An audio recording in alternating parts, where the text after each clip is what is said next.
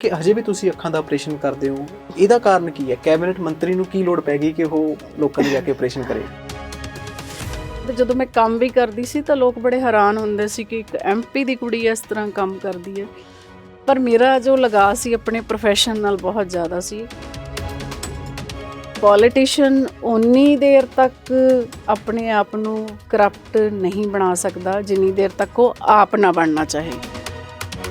ਉਹ ਜਿਹੜੀ ਇੱਕ ਧਾਰਨਾ ਤੁਹਾਡੇ ਜ਼ਿਹਨ 'ਚ ਬਣੀ ਹੋਈ ਸੀ ਸਿਆਸਤ ਬਾਰੇ, ਸਿਆਸਤਦਾਨਾਂ ਬਾਰੇ, ਉਹ ਕੁਝ ਚੇਂਜ ਹੋਈ ਕਿ ਅੱਜ ਵੀ ਉੱਥੇ ਹੀ? ਮੈਂ ਜਿਸ ਗੱਲ ਤੇ ਜ਼ੋਰ ਦਿੰਦੀ ਹਾਂ ਕਿ ਸਿੱਖਿਆ ਬਹੁਤ ਜ਼ਰੂਰੀ ਹੈ ਔਰਤ ਲਈ। ਸੋ ਜਦੋਂ ਅਸੀਂ ਆਪਣੀਆਂ ਬੇਟੀਆਂ ਨੂੰ ਪੜ੍ਹਾ ਲੈਂਦੇ ਹਾਂ ਤਾਂ ਬਿਲਕੁਲ ਵਿਚਾਰੀ ਸ਼ਬਦ ਜਿਹੜਾ ਉਹਦੇ ਨਾਲੋਂ ਕੱਟ ਦੇਣਾ ਚਾਹੀਦਾ। ਜਿਹੜਾ ਤੁਹਾਡਾ ਮਹਿਕਮਾ ਹੈ ਇਹ ਜ਼ਿਆਦਾਤਰ ਬਦਨਾਮ ਵੀ ਸੀ ਪਹਿਲਾਂ। ਐਸਸੀ ਸਕੋਲਰਸ਼ਿਪ ਘਪਲੇ ਹੁੰਦੇ ਰਹੇ ਵੱਖ-ਵੱਖ ਸਰਕਾਰਾਂ ਦੇ ਦੌਰਾਨ। ਉਹ ਇਸ ਵੇਲੇ ਸਥਿਤੀ ਕੀ ਹੈ? ਇਸ ਵੇਲੇ ਕੀ ਐਸਸੀ ਸਕੋਲਰਸ਼ਿਪ ਉਹ ਜਿਹੜੇ ਵਿਦਿਆਰਥੀ ਨੇ ਸਾਡੇ ਉਹਨਾਂ ਤੱਕ ਪਹੁੰਚ ਰਹੀ ਹੈ ਜਾਂ ਫਿਰ ਅਜੇ ਵੀ ਢਿੱਲ ਮੱਠ ਉਸੇ ਤਰ੍ਹਾਂ ਬਰਕਰਾਰ ਹੈ? ਇਹ ਮੇਰੇ ਅੱਗੇ ਚੈਲੰਜ ਸੀ ਕਿ ਮੈਂ ਇਸ ਚੀਜ਼ ਨੂੰ ਬਰਕਰਾਰ ਰੱਖਣਾ ਹੈ ਕਿ ਮੈਂ ਉਸ ਪਰਿਵਾਰ ਵਿੱਚੋਂ ਹੀ ਜਿੱਥੇ ਕਿ ਇਮਾਨਦਾਰੀ ਨੂੰ ਇੱਕ ਪਹਿਲਾ ਬਹੁਤ ਵੱਡਾ ਗੁਣ ਸਮਝਿਆ ਜਾਂਦਾ ਇਨਸਾਨੀਅਤ ਦਾ।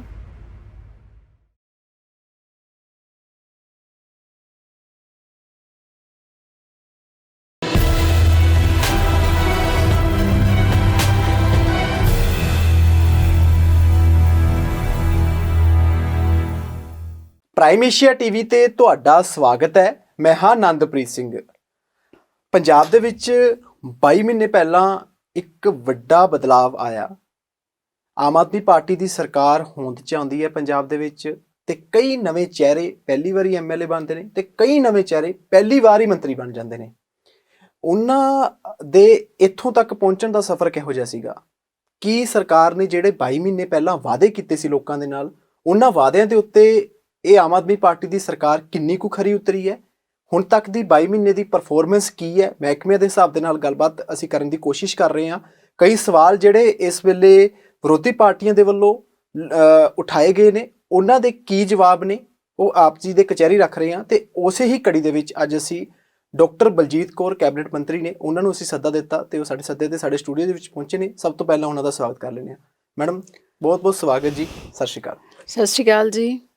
ਸਭ ਤੋਂ ਪਹਿਲਾਂ ਤਾਂ ਮੈਂ ਧੰਨਵਾਦ ਕਰਾਂਗੀ ਪ੍ਰਾਈਮ ਏਸ਼ੀਆ ਟੀਵੀ ਦਾ, ਜਿਸ ਦੇ ਜ਼ਰੀਏ ਅੱਜ ਮੇਰੀ ਆਵਾਜ਼ ਔਰ ਮੇਰੀ ਪਰਸਨੈਲਿਟੀ ਦੇ ਜੋ ਪੱਖ ਨੇ ਉਹ ਲੋਕਾਂ ਤੱਕ ਪਹੁੰਚਦੇ ਹੋਣਗੇ। ਸੋ ਪਹਿਲਾ ਫਰਜ਼ ਮੇਰਾ ਇਹ ਬਣਦਾ ਹੈ ਕਿ ਮੈਂ ਤੁਹਾਡਾ ਬਹੁਤ ਹੀ ਧੰਨਵਾਦ ਕਰਾਂ ਜੀ। ਕਈ ਸਾਲਾਂ ਬਾਅਦ ਤੁਸੀਂ ਪ੍ਰਾਈਮ ਏਸ਼ੀਆ ਟੀਵੀ ਦੇ ਉੱਤੇ ਇੰਟਰਵਿਊ ਕਰਨ ਜਾ ਰਹੇ ਹੋ।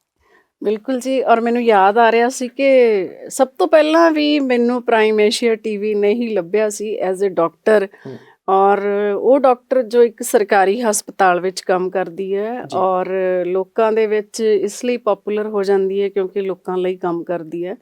ਔਰ ਮੈਨੂੰ ਲੱਗਦਾ ਕਿ ਪ੍ਰਾਈਮ ਏਸ਼ੀਆ ਟੀਵੀ ਦਾ ਇਹ ਮੈਨੂੰ ਬਹੁਤ ਸੋਹਣਾ ਪੱਖ ਲੱਗਦਾ ਹੁੰਦਾ ਕਿ ਉਹਨਾਂ ਨੇ ਇੱਕ ਇਹੋ ਜਿਹੀ ਡਾਕਟਰ ਨੂੰ ਸ਼ੂਟ ਕੀਤਾ ਕਿ ਨਹੀਂ ਤਾਂ ਸਰਕਾਰੀ ਹਸਪਤਾਲਾਂ ਦੇ ਡਾਕਟਰਾਂ ਨੂੰ ਮੈਨੂੰ ਨਹੀਂ ਲੱਗਦਾ ਕਿ ਕੋਈ ਜਾ ਕੇ ਸਪੈਸ਼ਲੀ ਦੇਖੇਗਾ ਕਿ ਉਹ ਕਿਸ ਤਰ੍ਹਾਂ ਦਾ ਕੰਮ ਕਰਦੇ ਨੇ। ਮੈਮ ਅੱਖਾਂ ਦੇ ਤੁਸੀਂ ਮਾਹਰ ਡਾਕਟਰ ਦੇ ਤੌਰ ਤੇ ਵਿਚਰ ਰਹੇ ਸੀਗੇ, ਉੱਥੋਂ ਮੈਂ ਅੱਜ ਦੀ ਇੰਟਰਵਿਊ ਸ਼ੁਰੂ ਕਰਨੀ ਚਾਹੁੰਦਾ। ਉਹ ਪੱਖ ਕੀ ਸੀਗਾ? ਡਾਕਟਰ ਤਾਂ ਹਰ ਕੋਈ ਮਿਹਨਤ ਕਰਦਾ ਆਪਣੇ ਪ੍ਰੋਫੈਸ਼ਨ ਦੇ ਵਿੱਚ, ਰੋਜ਼ ਡਾਕਟਰ ਕੋਲੇ ਸੈਂਕੜਿਆਂ ਦੀ ਗਿਣਤੀ ਦੇ ਵਿੱਚ ਮਰੀਜ਼ ਆਉਂਦੇ ਨੇ। ਤੁਸੀਂ ਇਹੋ ਜਿਹਾ ਵੱਖਰਾ ਕੀ ਕਰ ਰਹੇ ਸੀ ਜਿਹੜੇ ਤੁਸੀਂ ਉਸ ਵੇਲੇ ਲਾਈਮਲਾਈਟ 'ਚ ਆਏ, ਹਾਈਲਾਈਟ ਹੋਏ? ਇਹ ਕਾਰਨ ਕੀ ਸੀ? ਬਿਲਕੁਲ ਮੈਨੂੰ ਵੀ ਇਹੀ ਮਹਿਸੂਸ ਹੁੰਦਾ ਕਿ ਮੈਂ ਇਹੋ ਜਿਹਾ ਵੱਖਰਾ ਕੀ ਕਰ ਰਹੀ ਸੀ। ਪਰ ਹੌਲੀ ਹੌਲੀ ਤੁਹਾਨੂੰ ਸਮਝ ਲੱਗਦਾ, ਜਿਸ ਤਰ੍ਹਾਂ ਤੁਸੀਂ ਕਰਦੇ ਕਰਦੇ ਮਤਲਬ ਇਸ ਤਰ੍ਹਾਂ ਕੰਮ ਦੇ ਵਿੱਚ ਲੀਨ ਹੋ ਜਾਂਦੇ ਹੋ ਤੇ ਤੁਹਾਨੂੰ ਪਤਾ ਹੀ ਨਹੀਂ ਲੱਗਦਾ ਕਿ ਤੁਹਾਡਾ ਕੰਮ ਜਿਹੜਾ ਲੋਕ ਕਿੰਨਾ ਪਸੰਦ ਕਰਨ ਲੱਗ ਗਏ ਜਾਂ ਲੋਕਾਂ ਨੂੰ ਇਹ ਲੱਗਣ ਲੱਗ ਗਿਆ ਸੀ ਕਿ ਇਹ ਉਹ ਡਾਕਟਰ ਹੈ ਜਿਹੜੀ ਸਾਡੀ ਗੱਲ ਸੁਣ ਲੈਂਦੀ ਹੈ। ਜਾਂ ਉਹਨਾਂ ਨੂੰ ਕੋਈ, ਮੈਨੂੰ ਇਹ ਨਹੀਂ ਸੀ ਹੁੰਦਾ ਕਿ ਹਸਪਤਾਲ ਦਾ ਟਾਈਮ ਖਤਮ ਹੋ ਗਿਆ, ਮਰੀਜ਼ ਬੈਠੇ ਆ ਤਾਂ ਕੋਈ ਗੱਲ ਨਹੀਂ, ਮੈਂ ਤਾਂ ਸਰਕਾਰੀ ਡਾਕਟਰਾਂ ਛੱਡ ਕੇ ਚਲੀ ਜਾਵਾਂ। ਸੋ ਉਹ ਸਾਰੀਆਂ ਚੀਜ਼ਾਂ ਚਾਹੇ ਮੈਂ ਆਪਣੇ ਸੁਭਾਅ ਦੇ ਮੁਤਾਬਕ ਕਰਦੀ ਸੀ ਪਰ ਉਹ ਲੋਕਾਂ ਨੂੰ ਜੱਚ ਗਈਆਂ ਜਾਂ ਲੋਕ ਇਸ ਚੀਜ਼ ਨੂੰ ਪਸੰਦ ਕਰਨ ਲੱਗ ਗਏ। ਇੱਕ ਮੇਰੀ ਜੋ ਡੈਡੀਕੇਸ਼ਨ ਸੀ ਕੰਮ ਦੇ ਪ੍ਰਤੀ, ਔਰ ਮੈਨੂੰ ਲੱਗਦਾ ਹੈ ਉਸੇ ਚੀਜ਼ ਨੇ ਜਿਹੜਾ ਲੋਕਾਂ ਦੇ ਵਿੱਚ ਮੇਰੀ ਪੋਪੂਲੈਰਿਟੀ ਵਧਾਈ। ਜੀ। ਅੱਛਾ, ਤੁਸੀਂ ਡਾਕਟਰੀ ਆਪਣੀ ਵਧੀਆ ਕਰ ਰਹੇ ਸੀ ਤੇ ਨਾਮ ਤੁਹਾਡਾ ਸੀਗਾ ਤੁਹਾਡੇ ਫਾਦਰ ਸਾਹਿਬ ਉਹ ਮੈਂਬਰ ਪਾਰਲੀਮੈਂਟ ਚੁਣੇ ਜਾਂਦੇ ਨੇ 2014 ਦੇ ਵਿੱਚ। ਉਹ ਇੱਕ ਸਿਆਸੀ ਕੋਨਾ ਦਾ ਖੇਤਰ ਸੀਗਾ ਸਿਆਸਤ ਦੇ ਵਿੱਚ। ਉਸ ਵਜ੍ਹਾ ਕਰਕੇ ਤੁਸੀਂ ਸਿਆਸਤ ਦੇ ਵਿੱਚ ਆਉਣਾ ਲੋਚਦੇ ਸੀ?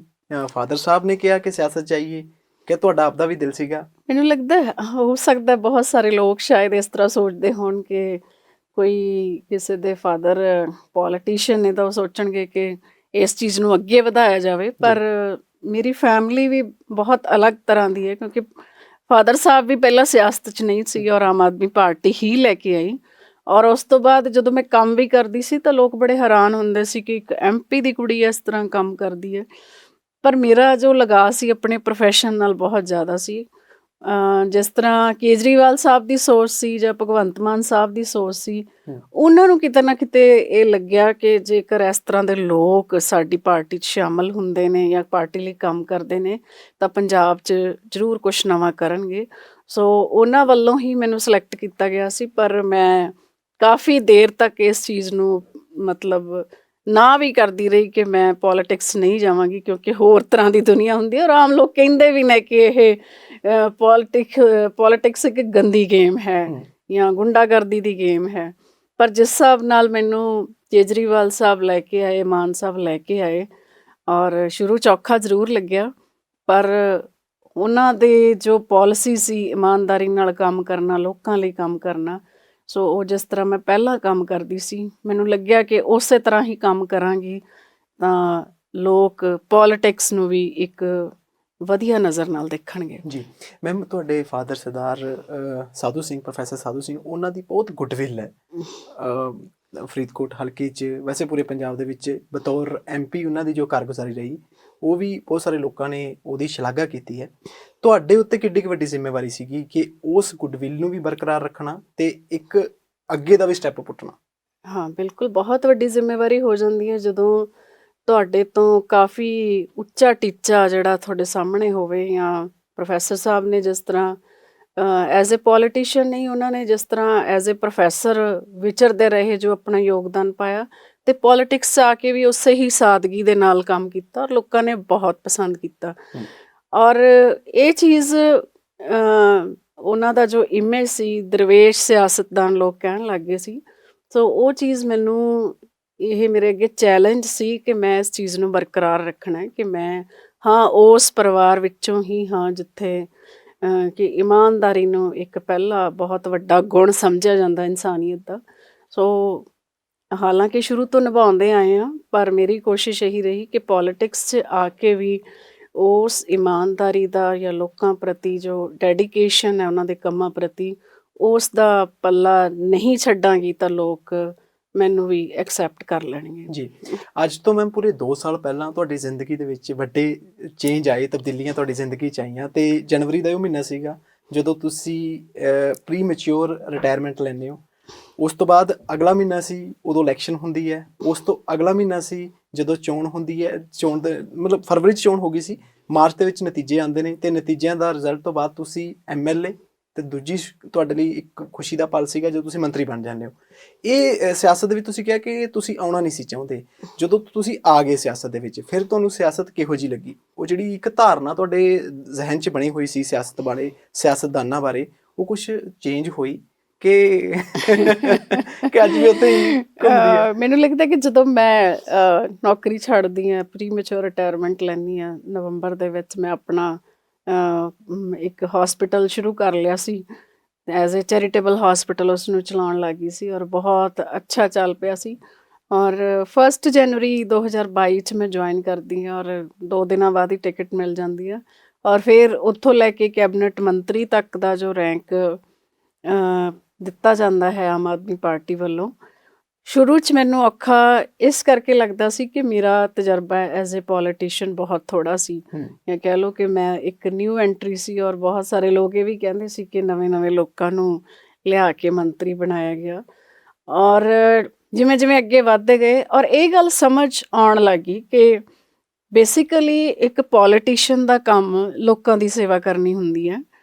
ਪੋਲੀਟੀਸ਼ੀਅਨ ਓਨੀ ਦੇਰ ਤੱਕ ਆਪਣੇ ਆਪ ਨੂੰ ਕਰਪਟ ਨਹੀਂ ਬਣਾ ਸਕਦਾ ਜਿੰਨੀ ਦੇਰ ਤੱਕ ਉਹ ਆਪ ਨਾ ਬਣਨਾ ਚਾਹੇ।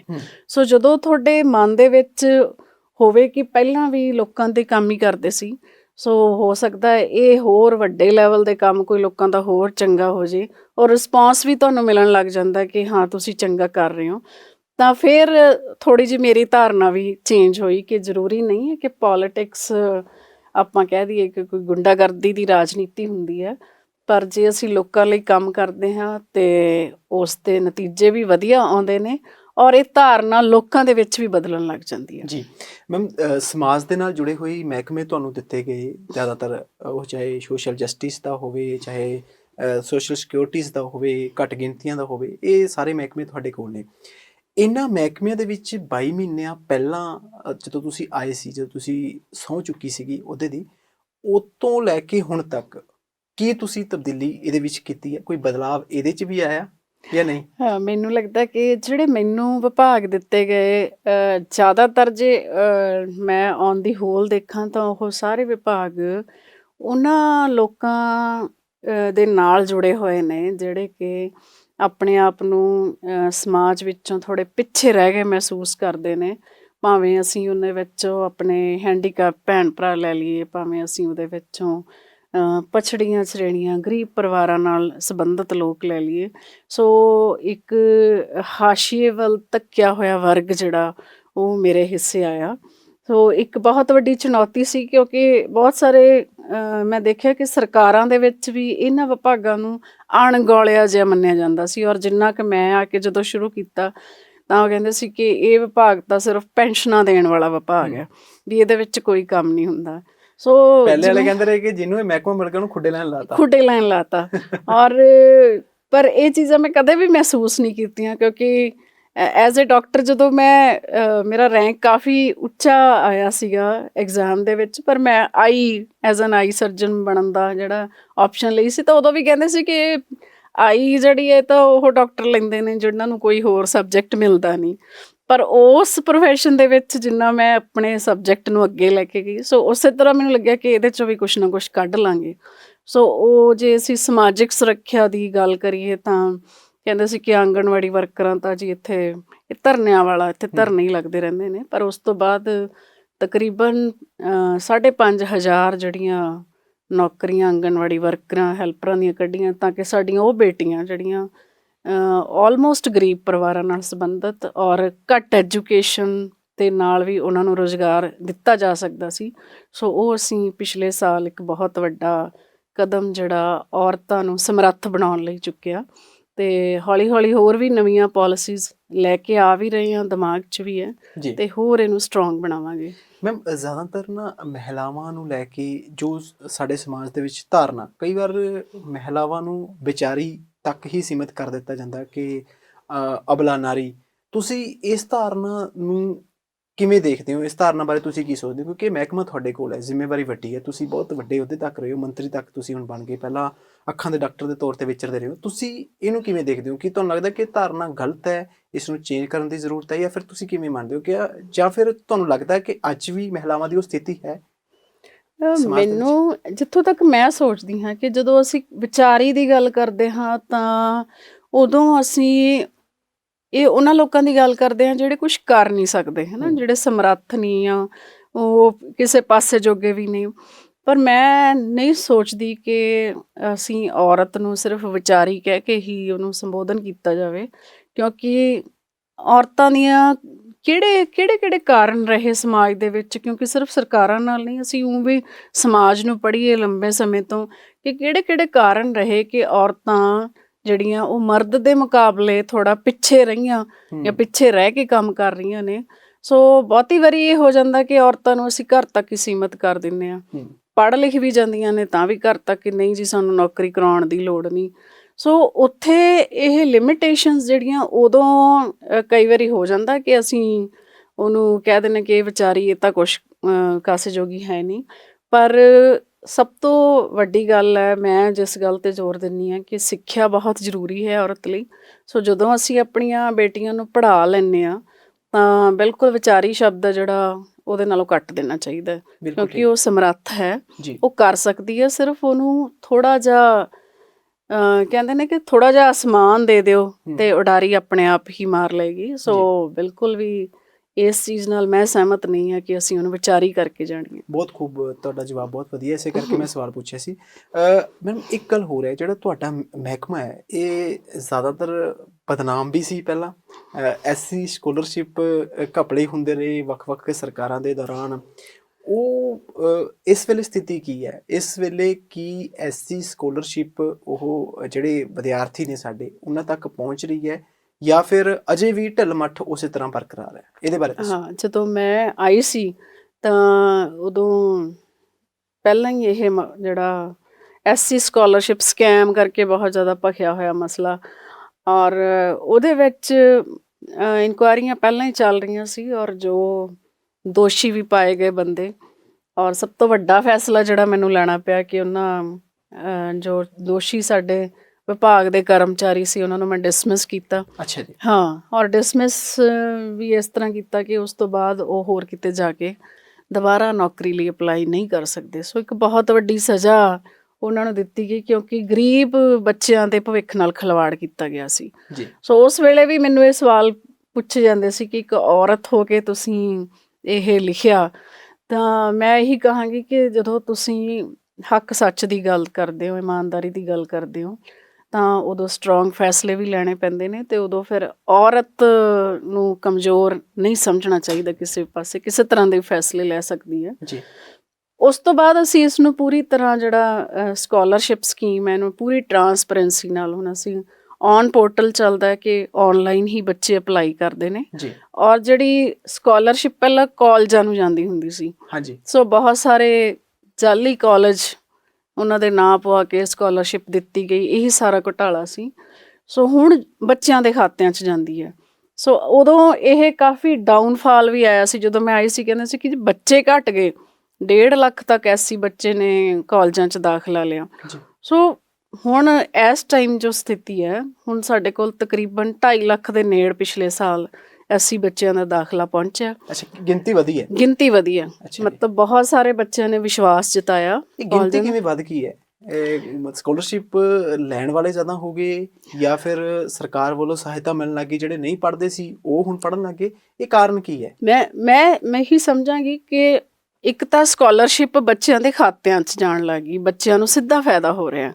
ਪਹਿਲਾਂ ਇਹ ਸੀ ਕਿ ਕਾਲਜਾਂ ਨੂੰ ਜਾ ਰਹੀ ਸੀ, ਤਾਂ ਬੱਚੇ ਕਿੰਨੇ ਸੀ ਇਹ ਪਤਾ ਨਹੀਂ ਸੀ ਕਿੰਨੇ ਬੱਚੇ ਆ, ਕੁਛ ਜਾਲੀ ਬੱਚੇ ਪਾਏ ਹੁੰਦੇ ਸੀ ਕਿਵੇਂ। ਜਦੋਂ ਉਹ ਵੈਰੀਫਾਈ ਕੀਤੇ ਗਏ ਤਾਂ ਉਹ ਕਾਊਂਟ ਜਿਹੜੀ ਉਹ ਘੱਟ ਨਿਕਲੀ।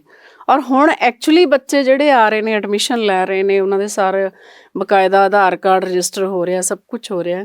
ਸੋ ਇੱਕ ਬੱਚਿਆਂ ਦਾ ਵਿਸ਼ਵਾਸ ਕਹਿ ਲਓ ਜਾਂ ਬੱਚਿਆਂ ਨੂੰ ਇੱਕ ਹੌਸਲਾ ਵਧਿਆ ਕਿ ਸਾਨੂੰ ਸਕਾਲਰਸ਼ਿਪ ਆ ਰਹੀ ਹੈ। ਜੇ ਪਹਿਲਾਂ ਗੱਲ ਕਰੀਏ 17 ਤੋਂ 20 ਲੈ 2-3 ਸਾਲਾਂ ਦੀ ਜਿਹੜੀ ਸਕਾਲਰਸ਼ਿਪ ਹੈ ਸੈਂਟਰ ਨੇ ਹੀ ਰੋਕੀ ਰੱਖੀ।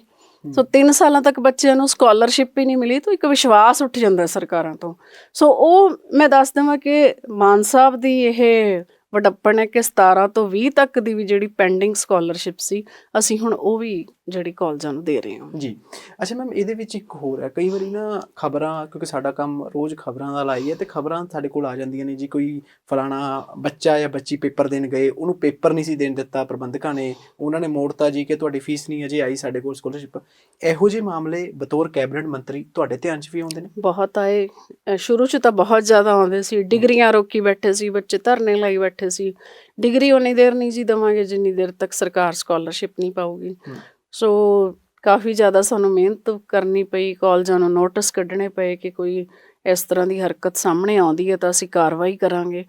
ਸੋ ਮਾਨ ਸਾਹਿਬ ਨੇ ਸਪੈਸ਼ਲੀ ਇਹਦੇ 'ਤੇ ਐਲਾਨ ਕੀਤਾ ਸੀ ਵੀ ਕਿਸੇ ਵੀ ਗਰੀਬ ਬੱਚੇ ਦੀ ਜੇ ਡਿਗਰੀ ਰੋਕੀ ਗਈ ਤਾਂ ਅਸੀਂ ਉਸ ਕਾਲਜ ਦੇ ਖਿਲਾਫ ਐਕਸ਼ਨ ਲਵਾਂਗੇ। ਸੋ ਉਹ ਹੁਣ ਇਸ ਤਰ੍ਹਾਂ ਦੇ ਕੇਸ ਬਹੁਤ ਜ਼ਿਆਦਾ, ਕੋਈ ਇੱਕ ਅੱਧਾ ਹੀ ਕੋਈ ਹੋਵੇ ਤਾਂ ਇਮੀਡੀਏਟਲੀ ਐਕਸ਼ਨ ਲਿਆ ਜਾਂਦਾ। ਅਦਰਵਾਈਜ਼ ਜਿਵੇਂ ਮੈਂ ਆਈ ਸੀ ਉਸ ਟਾਈਮ ਜੋ ਹਾਲਾਤ ਸੀ ਉਹਨਾਂ ਨੂੰ ਅਸੀਂ ਬਹੁਤ ਕਹਿ ਲਓ ਕਿ ਵੱਡੀ ਪੱਧਰ 'ਤੇ ਕਾਬੂ ਕੀਤਾ। ਜਿਹੜਾ ਮੈਮ ਘਪਲਾ ਜਿਹਾ ਹੁੰਦਾ ਸੀ, ਕਿਹਾ ਜਾਂਦਾ ਸੀ ਕਿ ਘਪਲਾ ਹੋਇਆ ਐਸੀ ਸਕਾਲਰਸ਼ਿਪ ਦੇ ਵਿੱਚ, ਉਹ ਸੱਚੀ ਹੋਇਆ ਸੀ? ਇਹ ਕੁਛ ਤੁਸੀਂ ਕਿਹਾ ਕਿ ਅਫਸਰਾਂ ਨੂੰ ਤੁਸੀਂ ਬਰਖਾਸਤ ਕੀਤਾ, ਉਹ ਕੋਈ ਉਹਦੇ ਵਿੱਚ ਪੋਲੀਟੀਸ਼ੀਅਨਾਂ ਦੇ ਵੀ ਨਾਂ ਆਉਂਦੇ ਸੀ, ਕਿਸੇ ਦਾ ਨਾਂ ਆਇਆ ਤੁਹਾਡੇ ਧਿਆਨ 'ਚ? ਦੇਖੋ ਜੀ, ਜਦੋਂ ਆਪਾਂ ਜਿਹੜੀ ਇਨਕੁਆਇਰੀ ਕੀਤੀ ਗਈ ਉਹ ਮੇਰੇ ਆਉਣ ਤੋਂ ਵੀ ਪਹਿਲਾਂ ਦੀ ਚੱਲ ਰਹੀ ਸੀ, ਔਰ ਇਨਕੁਆਇਰੀ ਦੇ ਵਿੱਚ ਜੋ ਸਾਹਮਣੇ ਆਇਆ ਸੀ ਕਿ ਉਸ ਸਮੇਂ ਦੌਰਾਨ ਤਕਰੀਬਨ 29 ਕਰੋੜ ਇਸ ਤਰ੍ਹਾਂ ਦਾ ਜਿਹੜੀ ਸਕਾਲਰਸ਼ਿਪ ਅਮਾਉਂਟ ਸੀ ਜਿਹਦਾ ਪਤਾ ਹੀ ਨਹੀਂ ਚੱਲਿਆ ਕਿ ਅੱਛਾ, ਕਿੱਥੇ 29 ਕਰੋੜ ਪਤਾ ਹੀ ਨਹੀਂ ਕਿੱਥੇ। ਪਤਾ ਹੀ ਨਹੀਂ ਵੀ ਕਿੱਥੇ ਗਈ ਹੈ, ਕਿਹੜੇ ਬੱਚਿਆਂ ਨੂੰ ਗਈ, ਕਿਹੜੇ ਕਾਲਜਾਂ ਨੂੰ ਗਈ ਹੈ। ਸੋ ਬਿਲਕੁਲ ਪੂਰੀ ਤਰ੍ਹਾਂ ਉਹਦੀ ਡਿਟੇਲਡ ਜਿਹੜੀ ਇਨਕੁਆਇਰੀ ਕਰਕੇ ਰਿਪੋਰਟ ਸਾਹਮਣੇ ਆਈ ਸੀ, ਜਿਹਦੇ ਬੇਸ ਤੇ ਡਿਸਮਿਸ ਕੀਤਾ ਗਿਆ ਔਰ ਹਾਈ ਕੋਰਟ ਨੇ ਵੀ ਉਹਨਾਂ ਨੂੰ ਕੋਈ ਰਾਹਤ ਨਹੀਂ ਦਿੱਤੀ ਜੀ। ਔਰ ਉਸ ਤੋਂ ਬਾਅਦ ਵਿਜੀਲੈਂਸ ਕੋਲ ਇਹ ਕੇਸ ਹੁਣ ਚੱਲ ਰਿਹਾ। ਸੋ ਸੰਬੰਧਿਤ ਜਿਹੜੇ ਮਿਨਿਸਟਰ ਸਾਹਿਬ ਨੇ ਉਹਨਾਂ ਦਾ ਵੀ ਨਾਮ ਵਿੱਚ ਚੱਲ ਰਿਹਾ ਜੀ। ਅੱਛਾ ਮੈਮ, ਇੱਕ ਗੱਲ ਹੋਰ ਹੈ ਕਿ ਇੱਕ ਫੇਕ ਸਰਟੀਫਿਕੇਟ ਲਾ ਕੇ ਮਾਮਲਾ ਉਹ ਵੀ ਭਖਿਆ ਹੋਇਆ ਸੀ ਕਿ ਜਾਲੀ ਸਰਟੀਫਿਕੇਟ ਲਾ ਕੇ ਜਾਂ ਫਿਰ ਹੈਂਡੀਕੈਪਡ ਜਿਹੜੇ ਸਰਟੀਫਿਕੇਟ ਉਹਨਾਂ ਦੀ ਦੁਰਵਰਤੋਂ ਦਾ ਮਾਮਲਾ ਵੀ ਬਹੁਤ ਸਾਹਮਣੇ ਆਇਆ। ਉਸ ਮਾਮਲੇ ਦੇ ਵਿੱਚ ਤੁਸੀਂ ਕੀ ਕੀਤਾ ਹੁਣ ਤੱਕ, ਉਹ ਥੋੜਾ ਦੱਸਿਓ। ਮੈਂ ਜਦੋਂ ਆਪਾਂ ਗੱਲ ਕਰਦੇ ਹਾਂ ਉਹੀ ਗੱਲ ਪੋਲੀਟਿਕਸ ਦੀ ਆ ਜਾਂਦੀ ਕਿ ਪੋਲੀਟਿਕਸ ਇੱਕ ਗੰਦੀ ਗੇਮ ਹੈ। ਸੋ ਹੁਣ ਤੱਕ ਪਤਾ ਨਹੀਂ ਇਹ ਸਿਸਟਮ ਦੇ ਵਿੱਚ ਕਿਸ ਤਰ੍ਹਾਂ ਚੱਲਿਆ ਆ ਕਿ ਬਹੁਤ ਸਾਰੇ ਲੋਕ ਇਸ ਤਰ੍ਹਾਂ ਦੇ ਸੀ ਜਿਨ੍ਹਾਂ ਨੇ ਇਹ ਐਸਸੀ ਸਰਟੀਫਿਕੇਟ ਬਣਾਏ ਹੋਏ ਸੀ ਜੋ ਗਰੀਬ ਲੋਕਾਂ ਦਾ ਹੱਕ ਹੈ। ਸੋ ਉਸ ਤੁਸੀਂ ਬਣਾ ਕੇ ਔਰ ਉਹਦੇ 'ਚ ਰਿਜ਼ਰਵੇਸ਼ਨ ਲਈ ਹੋਈ ਸੀ, ਨੌਕਰੀਆਂ ਲਈਆਂ ਹੋਈਆਂ ਸੀ ਔਰ ਜਿਵੇਂ ਜਿਵੇਂ ਲੋਕਾਂ ਦੀਆਂ ਕੰਪਲੇਂਟਸ ਆਈਆਂ ਦੱਸਿਆ ਗਿਆ ਕਿ ਆਹ ਸਾਡੇ ਕੋਲ ਜਾਲੀ ਸਰਟੀਫਿਕੇਟ 'ਤੇ ਲੱਗਾ ਹੋਇਆ। ਅਸੀਂ ਪੂਰੀ ਹੀ ਉਹਦੀ ਇਨਕੁਆਇਰੀਆਂ ਕਰਾ ਕੇ ਤਕਰੀਬਨ 100 ਦੇ ਨੇੜੇ ਸਾਡੇ ਕੋਲ ਇਸ ਤਰ੍ਹਾਂ ਦੇ ਕੇਸ ਜਿਹੜੇ ਉਹ ਆ ਚੁੱਕੇ ਨੇ ਹੁਣ ਤੱਕ। ਠੀਕ ਹੈ। ਔਰ ਉਹਦੇ ਵਿੱਚ 24 ਕੇਸ ਹੈ ਜਿਹੜੇ ਅਸੀਂ ਬਿਲਕੁਲ ਛਾਣਬੀਣ ਕਰਕੇ ਕੈਂਸਲ ਕਰ ਚੁੱਕੇ ਹਾਂ ਸਰਟੀਫਿਕੇਟ, ਵਿਭਾਗਾਂ ਨੂੰ ਲਿਖਿਆ ਹੋਇਆ ਔਰ ਬਾਕੀ ਕੇਸਾਂ 'ਤੇ ਕਾਰਵਾਈ ਚੱਲ ਰਹੀ ਹੈ। ਇਸੇ ਤਰ੍ਹਾਂ ਹੀ ਹੈਂਡੀਕੈਪ ਸਰਟੀਫਿਕੇਟ ਬਣਾਏ ਹੋਏ ਸੀ ਲੋਕਾਂ ਨੇ। ਸੋ ਪਹਿਲਾਂ ਅਸੀਂ PGI ਨੂੰ ਰਿਕੁਐਸਟ ਕੀਤੀ ਸੀ ਕਿ ਤੁਸੀਂ ਵੈਰੀਫਾਈ ਕਰੋ, ਕਿਉਂਕਿ ਜਿਹੜੇ ਲੋਕ ਵਾਕਈ ਡਿਸੇਬਲ ਹੁੰਦੇ ਨੇ, ਅਪੰਗ ਹੁੰਦੇ ਨੇ, ਉਹ ਨੌਕਰੀਆਂ ਲੈ ਨਹੀਂ ਪਾਉਂਦੇ ਔਰ ਉਹਨਾਂ ਦੀ ਜਗ੍ਹਾ 'ਤੇ ਕੋਈ ਹੋਰ ਕਿਸ ਤਰੀਕੇ ਬਣਾਉਂਦੇ ਨੇ ਸਰਟੀਫਿਕੇਟ। ਇਹੋ ਜਿਹੇ ਹੈ ਨੇ ਲੋਕ, ਇਹੋ ਜਿਹੇ ਲੋਕ ਸੀ ਔਰ ਅਸੀਂ ਉਹਨਾਂ ਦੇ ਰੱਦ ਵੀ ਕੀਤੇ ਨੇ ਸਰਟੀਫਿਕੇਟਸ। ਔਰ ਹਲੇ ਵੀ ਅਸੀਂ ਆਮੰਤਰਿਤ ਕਰਦੇ ਹਾਂ ਵੀ ਜੇ ਤੁਹਾਨੂੰ ਕੋਈ ਲੱਗਦਾ ਹੈ ਇਸ ਤਰ੍ਹਾਂ ਦਾ ਵੀ ਤੁਹਾਡਾ ਹੱਕ ਮਾਰਿਆ ਜਾਂ ਕਿ ਕਿਸੇ ਨੇ ਆ ਕੇ ਇਸ ਤਰ੍ਹਾਂ ਸਰਟੀਫਿਕੇਟ ਬਣਾਇਆ ਤਾਂ ਸਾਨੂੰ ਰਿਪੋਰਟ ਕਰੋ, ਅਸੀਂ ਇਨਕੁਆਇਰੀ ਕਰਾਂਗੇ ਔਰ ਰੱਦ ਕਰਾਂਗੇ ਔਰ ਉਹਨੂੰ ਜੋ ਬਣਦੀ ਸਹੂਲਤ ਦਿੱਤੀ ਗਈ ਆ ਉਹ ਵੀ ਜਿਹੜੀ ਆ ਰੱਦ ਕਰ ਦਿੱਤੀ ਜਾਏਗੀ। ਜੀ। ਅੱਛਾ ਮੈਮ, ਇੱਕ ਗੱਲ ਹੋਰ ਹੈ ਕਿ ਪਿਛਲੇ 22 ਮਹੀਨਿਆਂ ਦੇ ਵਿੱਚ ਤੁਸੀਂ ਵਿਵਾਦਾਂ 'ਚ ਬਹੁਤ ਘੱਟ ਰਹੇ।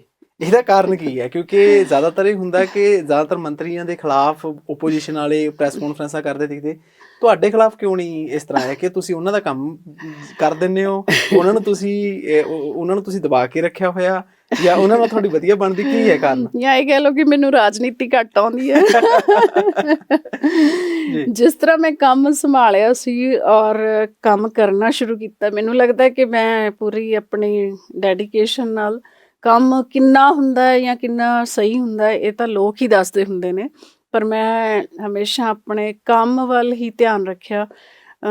ਬਾਕੀ ਕੋਈ ਕਿਸੇ ਦੀ ਵਿਰੋਧਤਾ ਕਰਨੀ ਜਾਂ ਕਿਸੇ ਨੂੰ ਅਨਨੈਸੈਸਰੀ ਵਿਵਾਦਾਂ 'ਚ ਲਿਆ ਕੇ ਮੈਂ ਬਿਆਨ ਦੇਵਾਂ, ਇਸ ਤਰ੍ਹਾਂ ਦਾ ਕੁਛ ਮੇਰੇ ਸੁਭਾਅ ਦਾ ਵੀ ਹਿੱਸਾ ਹੈ ਨਹੀਂ ਔਰ ਸ਼ਾਇਦ ਲੋਕਾਂ ਨੇ ਵੀ ਮੈਨੂੰ ਉਸ ਘੇਰੇ ਵਿੱਚ ਨਹੀਂ ਲਿਆ। ਸੋ ਇਸ ਤਰ੍ਹਾਂ ਨਾਲ ਮੈਨੂੰ ਲੱਗਦਾ ਕਿ ਮੈਂ ਆਪਣੇ ਆਪ ਨੂੰ ਖੁਸ਼ਨਸੀਬ ਵੀ ਸਮਝਾਂਗੀ ਕਿਉਂਕਿ ਲੋਕ ਸ਼ਾਇਦ ਮੈਨੂੰ ਮੇਰਾ ਕੰਮ ਇਸੇ ਤਰ੍ਹਾਂ ਹੀ ਪਸੰਦ ਕਰਦੇ ਹੋਣ। ਪਾਰਟੀ ਦੀ ਇਸ ਵੇਲੇ ਪੰਜਾਬ ਦੇ ਵਿੱਚ ਤੁਸੀਂ ਪੋਜੀਸ਼ਨ ਕਿੱਥੇ ਦੇਖ ਰਹੇ ਹੋ? ਕਿਉਂਕਿ 22 ਮਹੀਨੇ ਪਹਿਲਾਂ ਜਿਹੜੇ ਤੁਸੀਂ ਵਾਅਦੇ ਦਾਅਵੇ ਲੋਕਾਂ ਨਾਲ ਕੀਤੇ ਸੀਗੇ, ਵਿਰੋਧੀ ਪਾਰਟੀਆਂ ਵਾਲੇ ਕਹਿੰਦੇ ਕਿ ਇਹਨਾਂ ਨੇ ਕੀਤਾ ਕੱਖ ਨਹੀਂ, ਇਹ ਸਿਰਫ ਫੋਕੀ ਦਿਖਾਵੇਬਾਜ਼ੀ ਵਾਲੇ ਆ, ਇਹਨਾਂ ਦਾ ਕੰਮ ਕੋਈ ਨਹੀਂ ਹੈ ਜ਼ਮੀਨੀ ਪੱਧਰ ਦੇ ਉੱਤੇ। ਤੁਹਾਡੇ ਮੁਤਾਬਕ ਕੀ ਹੈ? ਮੈਂ ਇਹ ਜਿੰਨਾ ਕੁ ਮੈਂ ਸੋਚਦੀ ਹਾਂ ਕਿ ਜਿਵੇਂ ਅਸੀਂ ਪਿਛਲੀਆਂ ਸਰਕਾਰਾਂ ਵੀ ਦੇਖਦੇ ਰਹੇ ਹਾਂ ਔਰ ਹੁੰਦਾ ਕੀ ਸੀ ਅਕਸਰ ਕਿ 5 ਸਾਲ ਲੋਕ ਵੇਟ ਕਰਦੇ ਹੁੰਦੇ ਸੀ ਔਰ ਆਖਰੀ ਸਾਲ ਕੁਛ ਸਰਕਾਰ ਵੱਲੋਂ ਤੋਹਫੇ ਦਿੱਤੇ ਜਾਂਦੇ ਸੀ ਔਰ ਉਹਨਾਂ ਨੂੰ ਪੂਰਾ ਕਰਨ ਦੇ ਵਿੱਚ ਹਲੇ ਅੱਧ ਵਿਚਾਲੇ ਹੀ ਹੁੰਦਾ ਸੀ ਅਤੇ ਉਦੋਂ ਨੂੰ ਇਲੈਕਸ਼ਨ ਡਿਕਲੇਅਰ ਹੋ ਜਾਂਦੀ ਸੀ, ਚੋਣ ਜ਼ਾਬਤੇ ਲੱਗ ਜਾਂਦੇ ਸੀ। ਔਰ ਮੈਨੂੰ ਲੱਗਦਾ ਜਿਵੇਂ ਮਾਨ ਸਾਹਿਬ ਨੇ ਜਿੰਨੀ ਸਪੀਡੀ ਮਤਲਬ ਕੰਮ ਦੇ ਵਿੱਚ ਜਿੰਨੀ ਤੇਜ਼ੀ ਉਹਨਾਂ ਨੇ ਦਿਖਾਈ ਹੈ, ਪਹਿਲੀ ਗੱਲ ਤਾਂ ਅਸੀਂ ਨੌਕਰੀਆਂ ਹੀ ਜਿੰਨੀਆਂ ਭਰਤੀ ਕੀਤੀਆਂ ਨੇ 35,000 ਤੋਂ ਵੀ ਉੱਪਰ ਨੌਕਰੀਆਂ ਜਿਹੜੀਆਂ ਵੱਖ-ਵੱਖ ਵਿਭਾਗਾਂ ਨੂੰ ਮਿਲਾ ਕੇ ਉਹ ਦਿੱਤੀਆਂ ਗਈਆਂ ਨੇ। ਔਰ ਜੇਕਰ ਗਰੰਟੀਆਂ ਸੀ ਤਾਂ ਬਿਜਲੀ ਦੀ ਸਭ ਤੋਂ ਪਹਿਲੀ ਗਰੰਟੀ ਜਿਹੜੀ ਮਾਨ ਸਾਹਿਬ ਨੇ ਦਿੱਤੀ ਸੀ ਔਰ ਲੋਕ ਉਹਦੇ ਤੋਂ ਬਹੁਤ ਜ਼ਿਆਦਾ ਸੈਟਿਸਫਾਈਡ ਨੇ। ਜਿਵੇਂ ਮੈਂ ਹਲਕੇ ਵਿੱਚ ਵੀ ਜਾਂਦੀ ਹਾਂ ਔਰ ਆਮ ਲੋਕਾਂ ਨਾਲ ਗੱਲਾਂ ਹੁੰਦੀਆਂ ਨੇ, ਚਾਹੇ ਉੱਪਰਲਾ ਵਰਗ ਜਿਹੜਾ ਅਮੀਰ ਵਰਗ ਹੈ ਉਹਨੂੰ ਬਹੁਤਾ ਫਰਕ ਨਾ ਪੈਂਦਾ ਹੋਵੇ, ਪਰ ਸਾਡਾ ਮੱਧ ਵਰਗ ਅਤੇ ਗਰੀਬ ਵਰਗ ਉਹ ਇਸ ਚੀਜ਼ ਤੋਂ ਬਹੁਤ ਜ਼ਿਆਦਾ ਆਪਣੇ ਆਪ ਨੂੰ ਮਤਲਬ ਸਰਕਾਰ ਪ੍ਰਤੀ ਜਿਹੜੀ ਸੈਟਿਸਫੈਕਸ਼ਨ ਦਿਖਾਉਂਦੇ ਨੇ।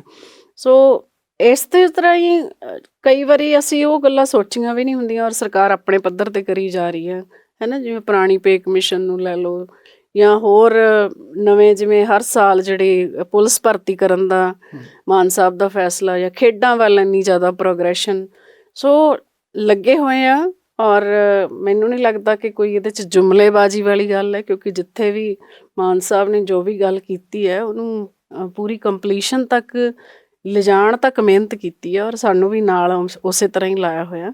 ਬਾਕੀ ਲੋਕ ਬਥੇਰਾ ਚੰਗਾ, ਸਾਡੇ ਤੋਂ ਵਧੀਆ ਐਕਸਪਲੇਨ ਕਰ ਦਿੰਦੇ ਹੁੰਦੇ ਨੇ। ਜੇ ਤੁਸੀਂ ਜਾ ਕੇ ਲੋਕਾਂ ਦੇ ਵਿੱਚ, ਆਮ ਲੋਕਾਂ ਤੋਂ ਪੁੱਛੋ ਤਾਂ ਬਹੁਤ ਸੋਹਣਾ ਰਿਸਪੌਂਸ ਮਾਨ ਸਰਕਾਰ ਲਈ ਦਿੰਦੇ ਆ। ਮੁੱਖ ਮੰਤਰੀ ਸਾਹਿਬ ਤੁਹਾਡੀ ਹਮੇਸ਼ਾ ਤਾਰੀਫ ਕਰਦੇ ਨੇ, ਤੇ ਉਹ ਚਾਹੇ ਵਿਧਾਨ ਸਭਾ ਦਾ ਫਲੋਰ ਹੋਵੇ ਜਾਂ ਉਹ ਵੈਸੇ ਵੀ ਕਈ ਵਾਰੀ ਭਾਸ਼ਣਾਂ ਦੇ ਵਿੱਚ ਵੀ ਗੱਲ ਕਰਦੇ ਨੇ ਕਿ ਸਾਡੇ ਕੋਲ ਇਹੋ ਜਿਹੇ ਮੰਤਰੀ ਵੀ ਨੇ ਜਿਹੜੇ ਹੁਣ ਵੀ ਜਾ ਕੇ ਆਪਣੇ ਪ੍ਰੋਫੈਸ਼ਨ ਨੂੰ, ਜਿਨ੍ਹਾਂ ਨੇ ਛੱਡਿਆ ਨਹੀਂ, ਉਹ ਹੁਣ ਵੀ ਲੋਕਾਂ ਦੀ ਸੇਵਾ ਕਰਦੇ ਨੇ। ਉਹ ਤੁਹਾਡਾ ਜ਼ਿਕਰ ਕਰਦੇ ਨੇ ਕਿ ਹਜੇ ਵੀ ਤੁਸੀਂ ਅੱਖਾਂ ਦਾ ਆਪਰੇਸ਼ਨ ਕਰਦੇ ਹੋ। ਇਹਦਾ ਕਾਰਨ ਕੀ ਹੈ? ਕੈਬਨਿਟ ਮੰਤਰੀ ਨੂੰ ਕੀ ਲੋੜ ਪੈ ਗਈ ਕਿ ਉਹ ਲੋਕਾਂ ਨੂੰ ਜਾ ਕੇ ਆਪਰੇਸ਼ਨ ਕਰੇ? ਮੈਨੂੰ ਲੱਗਦਾ ਕਿ ਕੁਛ ਕੰਮ ਆਪਾਂ ਸਿਰਫ ਲੋੜ ਲਈ ਨਹੀਂ ਕਰਦੇ, ਜਾਂ ਰੂਹ ਦੀ ਸੰਤੁਸ਼ਟੀ ਕਹਿ ਲਓ, ਮਨ ਦੀ ਸੰਤੁਸ਼ਟੀ ਕਹਿ ਲਓ, ਕਿਉਂਕਿ ਇੰਨਾ ਸਮਾਂ ਜਦੋਂ ਤੁਸੀਂ ਕਿਸੇ ਚੀਜ਼ ਪ੍ਰਤੀ ਡੈਡੀਕੇਟ ਰਹੇ ਹੋ, ਤੁਹਾਡਾ ਪ੍ਰੋਫੈਸ਼ਨ ਹੋਵੇ, ਉਹ ਪੜ੍ਹਾਈ ਕੀਤੀ ਹੋਵੇ, ਤਾਂ ਉਹਨੂੰ ਛੱਡਣਾ ਵੀ ਔਖਾ ਲੱਗਦਾ ਹੈ। ਔਰ ਜਿਹੜੇ ਲੋਕ ਜੁੜੇ ਹੁੰਦੇ ਨੇ, ਕਿਉਂਕਿ ਮੈਂ ਇੰਨੇ ਸਾਲ ਲੋਕਾਂ ਨੂੰ ਐਜ਼ ਐਨ ਆਈ ਸਰਜਨ ਉਹਨਾਂ ਦੀ ਸੇਵਾ ਕਰਦੀ ਰਹੀ, ਉਹ ਲੋਕਾਂ ਦਾ ਮੋਹ ਵੀ ਮਾਰਨ ਲੱਗ ਜਾਂਦਾ ਵੀ ਉਹ ਮਰੀਜ਼ ਸਾਨੂੰ ਮਿਲਿਆ ਨਹੀਂ। ਸੋ ਇੱਕ ਵੱਖਰੀ ਤਰ੍ਹਾਂ ਦੀ ਸੰਤੁਸ਼ਟੀ ਮਿਲਦੀ ਹੈ, ਔਰ ਫਿਰ ਲੱਗਦਾ ਹੈ ਵੀ ਉਹ ਵੀ ਤਾਂ ਸਾਡੇ ਆਪਣੇ ਹੀ ਲੋਕ ਨੇ ਨਾ, ਪੰਜਾਬ ਦੇ ਲੋਕ ਨੇ, ਜੇ ਐਂ ਨਹੀਂ ਤਾਂ ਐਂ ਵੀ ਉਹਨਾਂ ਨੂੰ ਸੇਵਾ ਕਰ ਸਕਦੇ ਹਾਂ। ਸੋ ਇਹ ਇੱਕ ਮਨ ਦੀ ਸੰਤੁਸ਼ਟੀ ਹੈ। ਮਾਨ ਸਾਹਿਬ ਦਾ ਇਹ ਵਡੱਪਣ ਹੈ ਕਿ ਉਹ ਇਸ ਤਰ੍ਹਾਂ ਦੇ ਲੋਕਾਂ ਨੂੰ ਪਸੰਦ ਕਰਦੇ ਨੇ ਜਿਹੜੇ ਆਪਣੇ ਕੰਮ ਪ੍ਰਤੀ ਡੈਡੀਕੇਟ ਰਹਿੰਦੇ ਨੇ। ਸੋ ਇਸ ਕਰਕੇ ਸ਼ਾਇਦ ਉਹ ਵਾਰ-ਵਾਰ ਮੇਰਾ ਨਾਂ ਲੈ ਦਿੰਦੇ, ਉਹਨਾਂ ਨੂੰ ਸ਼ਾਇਦ ਖੁਸ਼ੀ ਹੁੰਦੀ ਹੋਏਗੀ। ਅੱਛਾ, ਇੱਕ ਇਹ ਤੁਸੀਂ ਕੀਤੀ ਹੈ ਆਪਣੇ ਮਹਿਕਮੇ ਦੀ ਗੱਲ, ਕੈਬਨਿਟ ਮੰਤਰੀ ਦੇ ਤੌਰ ਤੇ ਤੁਹਾਡਾ ਵਿਧਾਨ ਸਭਾ ਹਲਕਾ ਮਲੋਟ, ਉੱਥੇ 22 ਮਹੀਨੇ ਦੇ ਵਿੱਚ ਤੁਹਾਡੀ ਕਾਰਗੁਜ਼ਾਰੀ ਕੀ ਰਹੀ ਹੈ? ਕਿ ਉੱਥੇ ਵੀ ਕੋਈ ਤੁਸੀਂ ਕੰਮ ਕੀਤਾ? ਉੱਥੇ ਵੀ ਇੱਕ ਦੋ ਹੈ ਪ੍ਰਾਪਤੀਆਂ ਤੁਹਾਡੀ ਜਾਂ ਨਹੀਂ? ਮੈਨੂੰ ਲੱਗਦਾ ਕਿ ਕਈ ਵਾਰੀ ਇਸ ਤਰ੍ਹਾਂ ਹੁੰਦਾ ਕਿ ਲੋਕ ਸੋਚਦੇ ਨੇ ਕਿ ਵੀ ਜਿਹੜੇ ਮੰਤਰੀ ਬਣ ਜਾਂਦੇ ਨੇ ਤੇ ਸ਼ਾਇਦ ਹਲਕੇ ਵੱਲ ਧਿਆਨ ਘੱਟ ਜਾਂਦਾ ਜਾਂ ਉੱਥੇ ਘੱਟ, ਪਰ ਮੇਰੀ ਪੂਰੀ ਕੋਸ਼ਿਸ਼ ਹੁੰਦੀ ਆ ਕਿ ਚੰਡੀਗੜ੍ਹ ਤੋਂ ਜਦੋਂ ਹੀ ਫ੍ਰੀ ਹੁੰਦੇ ਆ, ਕੋਈ ਨਹੀਂ ਮੀਟਿੰਗ, ਤਾਂ ਸਿੱਧਾ ਹਲਕੇ 'ਚ ਜਾਓ। ਔਰ ਸਾਡੇ ਹਲਕੇ ਦੀਆਂ ਜਿਹੜੀਆਂ ਮੇਨ, ਜਦੋਂ ਮੈਂ ਆਈ ਸੀ ਤਾਂ ਲੋਕ ਮੰਗਾਂ ਦੱਸਦੇ ਹੁੰਦੇ ਸੀ, ਜੀ ਆਹ ਕੰਮ ਕਰਾ ਦਿਓ ਤੁਸੀਂ, ਫਿਰ ਮੰਨਾਂਗੇ ਵੀ ਤੁਸੀਂ ਵਾਕਈ ਕੁਛ ਕੀਤਾ। ਮੈਨੂੰ ਲੱਗਦਾ ਤੁਹਾਡੇ ਤੋਂ ਉਮੀਦਾਂ ਬਾਅਦ ਸੀਗੀ, ਇਸ ਕਰਕੇ ਵਰਕਰ ਤੁਹਾਡੇ ਤੋਂ ਨਾਰਾਜ਼ ਹੋ ਗਏ ਸੀ ਜਦੋਂ ਸ਼ੁਰੂ ਦੇ ਵਿੱਚ। ਸ਼ੁਰੂ ਦੇ ਵਿੱਚ ਵਰਕਰਾਂ ਦੀ ਨਾਰਾਜ਼ਗੀ ਸਿਰਫ ਇਸ ਕਰਕੇ ਸੀ ਕਿ ਫਟਾਫਟ ਸਾਨੂੰ ਕੁਛ ਨਾ ਕੁਛ, ਨਹੀਂ, ਉਹਨਾਂ ਨੂੰ ਏਦਾਂ ਲੱਗਦਾ ਸੀ ਨਾ ਵੀ ਪਹਿਲਾਂ ਤੁਸੀਂ ਜਲਦੀ ਮਿਲ ਜਾਂਦੇ ਸੀ, ਹੁਣ ਤੁਸੀਂ ਘੱਟ ਮਿਲਦੇ, ਚੰਡੀਗੜ੍ਹ ਜ਼ਿਆਦਾ ਹੁੰਦੇ। ਬਿਲਕੁਲ ਹੋ ਸਕਦਾ ਹੈ, ਬਿਲਕੁਲ। ਔਰ ਨਵੀਂ ਸਰਕਾਰ ਸੀ, ਅਸੀਂ ਵੀ ਨਵੇਂ ਸੀ, ਸਾਨੂੰ ਹੌਲੀ ਹੌਲੀ ਡੀਲ ਕਰਨਾ ਆਉਂਦਾ ਲੋਕਾਂ ਦੇ ਨਾਲ। ਸੋ ਸ਼ੁਰੂ 'ਚ ਵਰਕਰਾਂ ਨੂੰ ਲੱਗਿਆ ਵੀ ਨਹੀਂ, ਛੇਤੀ ਕਿਉਂ ਚਲੇ ਜਾਂਦੇ ਕਿਵੇਂ, ਪਰ ਹੁਣ ਗੱਡੀ ਪਟੜੀ ਤੇ ਪੈ ਗਈ। ਬਿਲਕੁਲ ਜੀ, ਬਿਲਕੁਲ। ਔਰ ਵਰਕਰਾਂ ਨੇ ਸਾਥ ਬਹੁਤ ਦਿੱਤਾ, ਹਮੇਸ਼ਾ ਹੀ ਰਿਣੀ ਰਵਾਂਗੀ ਉਹਨਾਂ ਦੀ। ਔਰ ਇੱਕ ਮੇਅਰ ਦਾ ਉਹਨਾਂ ਦੀ ਮੰਗ ਹੁੰਦੀ ਸੀ ਕਿ ਮਲੋਟ ਮੁਕਤਸਰ ਰੋਡ ਹੈ ਸਾਡੇ ਉੱਥੇ ਜੀ, ਜਿਹੜੀ ਮੁਕਤਸਰ ਨਾਲ, ਉਹਦੇ ਮੈਂ ਵੀ ਉਸੇ ਸੜਕ ਤੋਂ ਆਉਂਦੀ ਰਹੀ ਹਾਂ ਕਿਉਂਕਿ ਮੁਕਤਸਰ ਮੇਰਾ ਕਲੀਨਿਕ ਹੈ ਜੀ। ਤੇ ਉਹ ਸੜਕ ਮੈਨੂੰ ਲੱਗਦਾ 20 ਸਾਲਾਂ ਤੋਂ ਕਿਸੇ ਨੇ ਉਹਦੀ ਸਾਰ ਨਹੀਂ ਲਈ ਸੀ। ਤਾਂ ਕਹਿੰਦੇ ਸੀ ਵੀ ਅਕਾਲੀ ਕਾਂਗਰਸੀ ਨਹੀਂ ਬਣਾ ਸਕੇ ਤਾਂ ਤੁਸੀਂ ਕਿੱਥੋਂ। ਤੋ ਸਭ ਤੋਂ ਮੇਰਾ ਪਹਿਲਾ ਜਿਹੜਾ ਏਮ ਸੀ ਕਿ ਮੈਂ ਇਹ ਸੜਕ ਨੂੰ ਹੱਥ ਪਾਉਣਾ, ਔਰ ਪਰਮਾਤਮਾ ਦੀ ਦਇਆ ਰਹੀ ਕਿ ਉਹ ਸੜਕ ਸ਼ੁਰੂ ਹੋ ਗਈ ਹੈ ਔਰ ਜਲਦੀ ਉਹਨੂੰ ਅਸੀਂ ਕੰਪਲੀਟ ਵੀ ਕਰਵਾ ਲਵਾਂਗੇ। ਸੋ ਉਹ ਇੱਕ ਵੱਡੀ ਮੰਗ ਸੀ ਜਿਹਦੇ ਕਰਕੇ ਲੋਕਾਂ ਨੇ ਬਹੁਤ ਜ਼ਿਆਦਾ ਮੇਰੇ 'ਤੇ ਵਿਸ਼ਵਾਸ ਜਤਾਇਆ ਕਿ ਕਰੂਗੀ, ਕੁਛ ਨਾ ਕੁਛ ਤਾਂ ਕਰੂਗੀ। ਸੋ ਉਸ ਤੋਂ ਬਾਅਦ ਪਿੰਡਾਂ ਦੇ ਵਿੱਚ ਕਾਫੀ ਵੱਡੇ ਪ੍ਰੋਜੈਕਟ ਜਿਵੇਂ ਵਾਟਰ ਵਰਕਸ ਲਿਆਏ, ਜਾਂ ਇਸ ਤਰ੍ਹਾਂ ਦੇ ਜਿਹੜੇ ਰੁਕੇ ਹੋਏ ਕੰਮ ਸੀ, ਕੁਛ ਮਾਨ ਸਾਹਿਬ ਨੇ ਇੰਨੀ ਤੇਜ਼ੀ ਨਾਲ ਕੰਮ ਕੀਤੇ। ਸਾਡੇ ਉੱਧਰ ਪਾਣੀ ਦੀ ਬੜੀ ਪ੍ਰੋਬਲਮ ਹੈ ਜੀ, ਟੇਲਾਂ 'ਤੇ ਪਾਣੀ ਨਹੀਂ ਪਹੁੰਚਦਾ। ਸੋ ਮਾਨ ਸਾਹਿਬ ਨੇ ਆਪ ਵੀ ਇੰਨੇ ਜ਼ੋਰ ਨਾਲ ਉਸ ਚੀਜ਼ ਨੂੰ ਜਿਹੜੀ ਕਮੀ ਹੈ ਪੂਰੀ ਕੀਤੀ, ਔਰ ਲੋਕਾਂ ਨੇ ਬਹੁਤ ਸੰਤੁਸ਼ਟਤਾ ਦਿਖਾਈ ਜੀ। ਅੱਜ ਤੱਕ ਕਦੇ ਪਾਣੀ ਨਹੀਂ ਸੀ ਆਇਆ, 20 ਸਾਲਾਂ ਤੋਂ 25 ਸਾਲਾਂ ਤੋਂ ਉਡੀਕਦੇ ਸੀ। ਸੋ ਇਹਨਾਂ ਚੀਜ਼ਾਂ ਕਰਕੇ, ਸਿਰਫ ਮੇਰੀ ਕਾਰਗੁਜ਼ਾਰੀ ਕਰਕੇ ਹੀ ਨਹੀਂ, ਮਾਨ ਸਾਹਿਬ ਦੀ ਜੋ ਸੋਚ ਹੈ ਉਹਦੇ ਤੋਂ ਵੀ ਲੋਕ ਜਿਹੜੇ ਆ ਹਲਕੇ ਵਾਲੇ ਕਾਫੀ ਜ਼ਿਆਦਾ ਸੈਟਿਸਫਾਈਡ ਨੇ ਜੀ।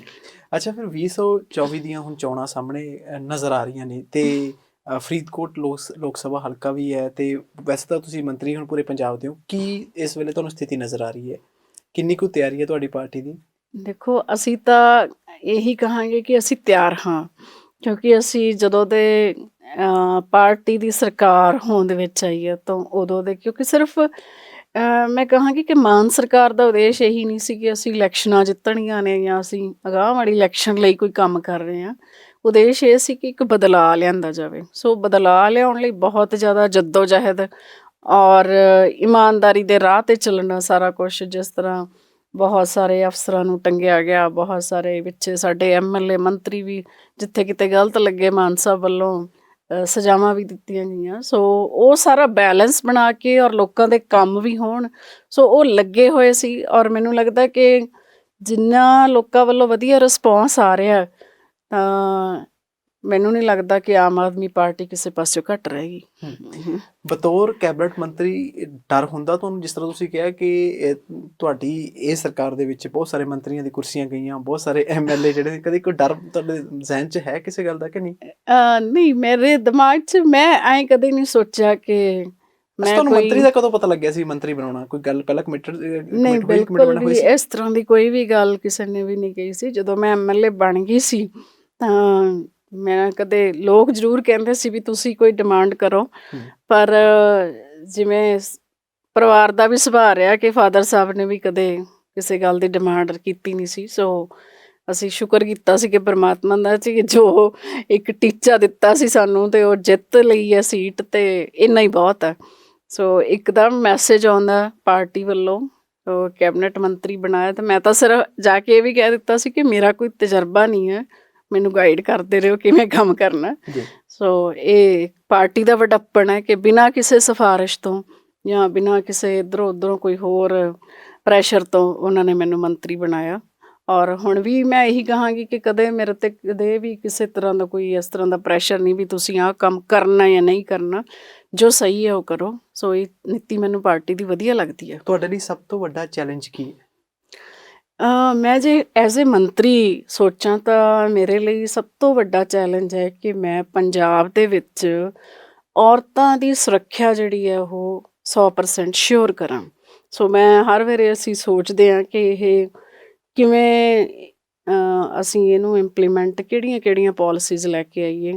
ਔਰ ਉਹਦੇ 'ਚ ਇਹ ਨਹੀਂ ਕਿ ਔਰਤਾਂ ਇੱਕ ਤਰ੍ਹਾਂ ਦੀਆਂ, ਸਾਡੀਆਂ ਬੱਚੀਆਂ ਵੀ ਆ ਜਾਂਦੀਆਂ ਨੇ ਛੋਟੀਆਂ, ਔਰ ਸਾਡੀਆਂ ਕੰਮ ਕਰਦੀਆਂ ਔਰਤਾਂ ਵੀ ਆ ਜਾਂਦੀਆਂ ਨੇ, ਕੈਟਾਗਰੀਜ਼ ਨੇ ਬਹੁਤ। ਔਰ ਉਸ ਤੋਂ ਵੱਡੀ ਗੱਲ, ਸਾਡੀਆਂ ਉਹ ਔਰਤਾਂ ਜਿਨ੍ਹਾਂ ਨੂੰ ਪਿਛਲੇ ਜੇ ਸਾਲਾਂ ਦੇ ਵਿੱਚ ਬਹੁਤ ਜ਼ਿਆਦਾ ਰੌਲਾ ਪਿਆ ਕਿ ਦੂਜੇ ਦੇਸ਼ਾਂ 'ਚ ਲਿਜਾ ਕੇ ਉਹਨਾਂ ਦੇ ਨਾਲ ਤਸ਼ੱਦਦ ਕੀਤੇ ਜਾਂਦੇ ਨੇ। ਸੋ ਬਹੁਤ ਜ਼ਿਆਦਾ ਵੈਰਾਈਟੀ ਆਫ ਟਾਰਚਰਸ ਦੇਖਣ ਨੂੰ ਮਿਲੇ। ਸੋ ਅਸੀਂ ਪਾਲਿਸੀ ਵੀ ਬਣਾਈ ਆ ਔਰ ਮਾਨ ਸਾਹਿਬ ਤੱਕ ਲੈ ਕੇ ਵੀ ਜਾਵਾਂਗੇ, ਕਿਵੇਂ ਅਸੀਂ ਔਰਤਾਂ ਨੂੰ ਹਰ ਪਾਸਿਓਂ ਸਿਕਿਉਰ ਕਰਨ ਦੇ ਲਈ ਐਫਰਟਸ ਕਰ ਰਹੇ ਹਾਂ। ਸੋ ਜੇ ਮੈਂ ਆਪਣੇ ਟੈਨਿਓਰ 'ਚ ਕਰ ਪਾਈ ਤਾਂ ਮੈਂ ਆਪਣੇ ਆਪ ਨੂੰ ਸਭ ਤੋਂ ਖੁਸ਼ ਨਸੀਬ ਸਮਝਾਂਗੀ। ਜੀ, ਜਦੋਂ ਤੁਸੀਂ ਇਕੱਲੇ ਹੁੰਦੇ ਹੋ ਉਸ ਵੇਲੇ ਤੁਸੀਂ ਆਪਣੇ ਮਨ ਦੇ ਵਿੱਚ ਜਦੋਂ ਝਾਤ ਮਾਰਦੇ ਹੋ, ਉਦੋਂ ਤੁਹਾਨੂੰ ਕੀ ਲੱਗਦਾ ਤੁਹਾਡੀ ਸਭ ਤੋਂ ਵੱਡੀ ਸਟਰੈਂਥ ਕੀ ਹੈ?